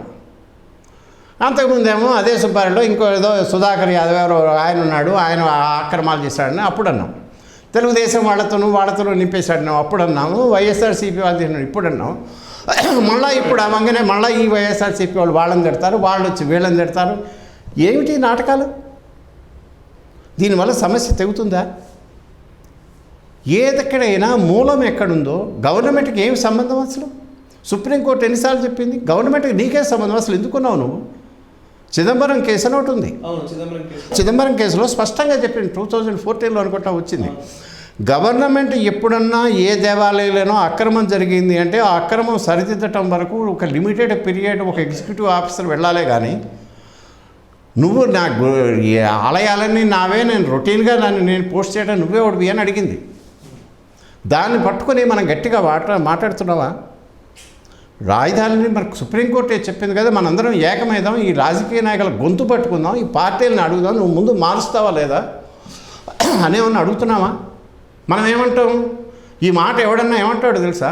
సుబ్రహ్మణ్య స్వామి ఒక కేసు ఇస్తాడండి సుప్రీంకోర్టులో, అదేదో వస్తుందండి, అప్పుడు తేలుతుందండి. అంటే సుబ్రహ్మణ్య స్వామి వేసిన కేసు కలియుగాంతంలోనో ఎప్పుడో వస్తుంది మన స్పీడ్ ప్రకారం. అది వచ్చినా రాకపోయినా నువ్వేం చేయవు అన్నమాట. ఆయన 83 ఏళ్ల వాడు సుబ్రహ్మణ్య స్వామి. 83 ఏళ్ల వయసులో ఆయన పోవాలి, ఆయన కోర్టులో వేయాలి, ఏదన్నా ఇష్యూ సుబ్రహ్మణ్య స్వామి చెప్పండి, ఈ సుబ్రహ్మణ్య స్వామి చూడాలని అంటాడు. మరి నువ్వేం చేస్తున్నావు? నీకు మతి లేదా? నీకు ధర్మం మీద బుద్ధి ఇది లేదా? నువ్వేమి చేయవా? ఏమీ చేయకుండా కాళ్ళు పారసే సుబ్రహ్మణ్య స్వామిని అడగటము, సుబ్రహ్మణ్య స్వామి చేయాలి, సుప్రీంకోర్టు దగ్గరికి ఎప్పుడో పోవాలి, 20 ఏళ్ళ తర్వాత వాయిదాల తర్వాత వచ్చినప్పుడు అక్కడ తేలాలి అని. ఇప్పుడు నువ్వు ఈ దొంగల రాజ్యాన్ని, దోపిడీని సహిస్తున్నావే. ఈ సహిస్తున్నటువంటి ప్రతి హిందువు దొంగే, దోషే, ముద్దాయే. నువ్వెందుకు పట్టుకున్నావు? నీ దేవుడు కదా, నీ దేవుడు, నీ ఆస్తులు, నువ్వు పవిత్రంగా తలిచే దాని మీద ఎవడో వచ్చి దాన్ని అపభ్రంశం చేస్తుంటే, అపవిత్రం చేస్తే, మలినపరుస్తుంటే నువ్వెందుకు కోరుకుంటున్నావు? నువ్వు మళ్ళీ ఎప్పటికైనా సరే ఆ గుడికే పోవాలి, అర్జెంటుగా ఆ గుడిలోనే వేయాలి, వాడిని వీడిని పట్టుకోవాలి, దర్శనం తొందరగా చేయాలి, పరిగెత్తాలని చూస్తున్నావు. కానీ అయ్యో ఇది నా గుడి, నా గుడి కోసం నేనేం చేయాలి? నువ్వు ఎక్కడున్నావు? అందుకని మిత్రమా, ప్రతిది కూడా మూలాల్లోకి వెళ్తే ప్రతిదానికి నువ్వు ఎక్కడ తీసుకో, ఏ సమస్య తీసుకున్నా చివరికి వచ్చేది ఇది ప్రజాస్వామ్యం కాబట్టి ప్రజలే. ఇవాళ ఏ వ్యవస్థలో ఏ తప్పున్నా, ఎక్కడ ఎవడు ఏ దుర్మార్గం చేస్తున్నా, ఏ వ్యవస్థ భ్రష్టమైనా దానికి బాధ్యత, దాన్ని సహిస్తున్నా, కొనసాగనిస్తున్నా, దీన్ని చేస్తున్నటువంటి రాజకీయ నాయకులని మెడబెట్టి కుట్టి కూసోబెట్టగలిగినటువంటి శక్తి నీ చేతిలో ఉన్నా దాన్ని వాడుకోకుండా నువ్వు వాళ్ళకి చేస్తున్న వాళ్ళు వీళ్ళు అసలు దోషం. ప్రజలు కనుక ఈ సంగతి గ్రహిస్తే అసలు ఏ సమస్య ఉండదు బ్రదర్. Okay, right sir. చివరిగా చాలా అద్భుతమైన కంక్లూజన్ ఇచ్చారు. లాస్ట్కి మళ్ళీ మా అక్కడికే వచ్చాం. Wonderful sir, thank you very much.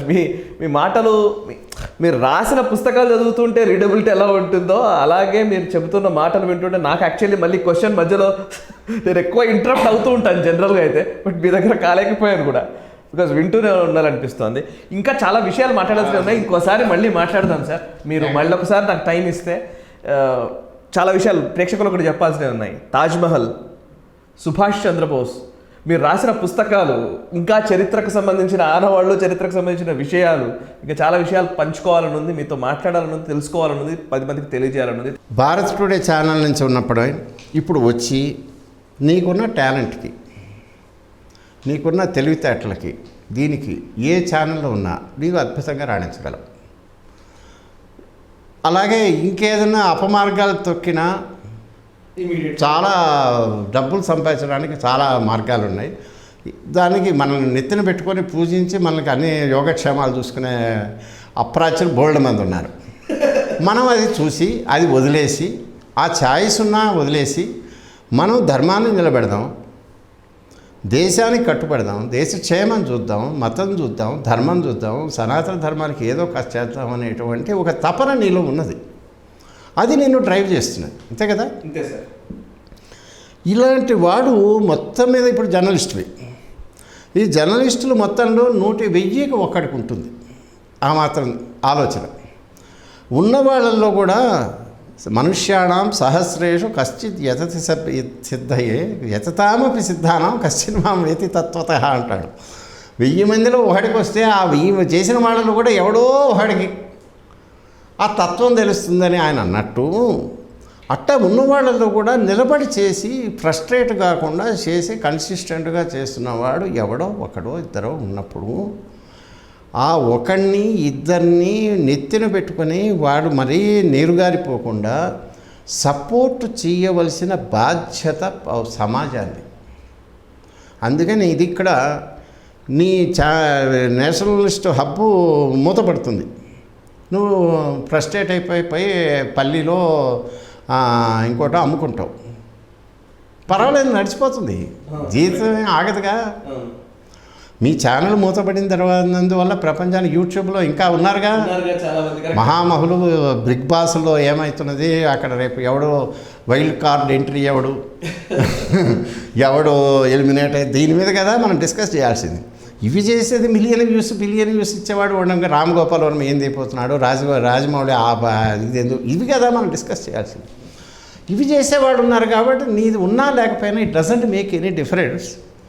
Your exit or your welfare doesn't matter. కానీ ఎవడో ఒకడు వచ్చి చేస్తాను అన్నప్పుడు ఆ ఒక్కడు కూడా నీరుగారి కనుక పోతే మళ్ళా ఇంకోటి తయారు కాడు.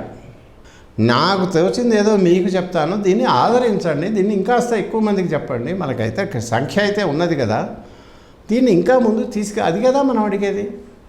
అది కూడా చేయకుండా ఇగో ఇట్లాంటి వాళ్ళమేమో మాకంత టైం వేస్టు, ఇగో ఈ వైల్డ్ కార్డులో ఇంకోటి ఎవరో ఒక ఆమె ఉన్నది బండపూతులు తిడుతుంటుంది, అందరిని పట్టుకొని పట తిట్టేస్తుంది. వాటిని బిలియన్ వ్యూస్ 8 ఫాలోయర్స్ మిలియన్స్లో ఉంటారు. అలా ఉన్న వాళ్ళని ఆదరిస్తున్నారే, దానివల్ల ఎవడన్నా వస్తే వాడిని కనుక ఆదరించి వాళ్ళని కనుక ముందుకు తీసుకెళ్ళకపోతే ఆ నష్టము సమాజాన్ని, మీది కాదు. కాబట్టి సమాజానికి కనీసం ఒకళ్ళు ఇద్దరు ఉంటే వీళ్ళని కనుక బాగా వచ్చి ఇలాంటి ఛానళ్ళు ఇలా కనుక ఆలోచించేవాడు. మనం కాశ్మీర్ పోయొచ్చు, కాశ్మీర్ ఎవడు పొమ్మన్నాడు? అంత దూరం పోయి అవి చేసి అక్కడికి లద్దాఖ పోయి అది పోయి చూపించాలి కాశ్మీర్, ఏదో ఒక తపన ఉన్నది. అంతకన్నా పోయి అరకులోనో ఇంకో చోట ఇక్కడో కనుక ఫిలిం ఇక్కడ స్టూడియోల గురించో వాటి చుట్టూ తిరిగితే డబ్బులు కూడా వస్తాయి. సినిమా వాళ్ళ గురించి చుట్టూ కనుక తిరిగితే పాపులారిటీ వస్తుంది. అనుకోకుండా పోవటం అనేది ఉందే, అది బాగుంది. అలా చేసిన వాళ్ళని ఆదరించి వాళ్ళు ఇలా చేసిన వాడు చాలా వృద్ధిలోకి వచ్చాడు, అది సూపర్ హిట్ అయింది అన్నప్పుడు రేపు ఇంకోటి వస్తుంది, ఇంకొక మంది ఎగ్జాక్ట్లీ ఇంకా కొంతమంది వస్తారు. ఇంకా కొంతమంది రావటం వల్ల ఈ రకమైనటువంటి మీరు ఏదైతే ప్రాపగేట్ చేయాలని చూస్తున్నారో, నీకు పార్టీ ఇదైతే లేదు, ఐడియాలజీ కన్నా ధర్మము అనే కదా.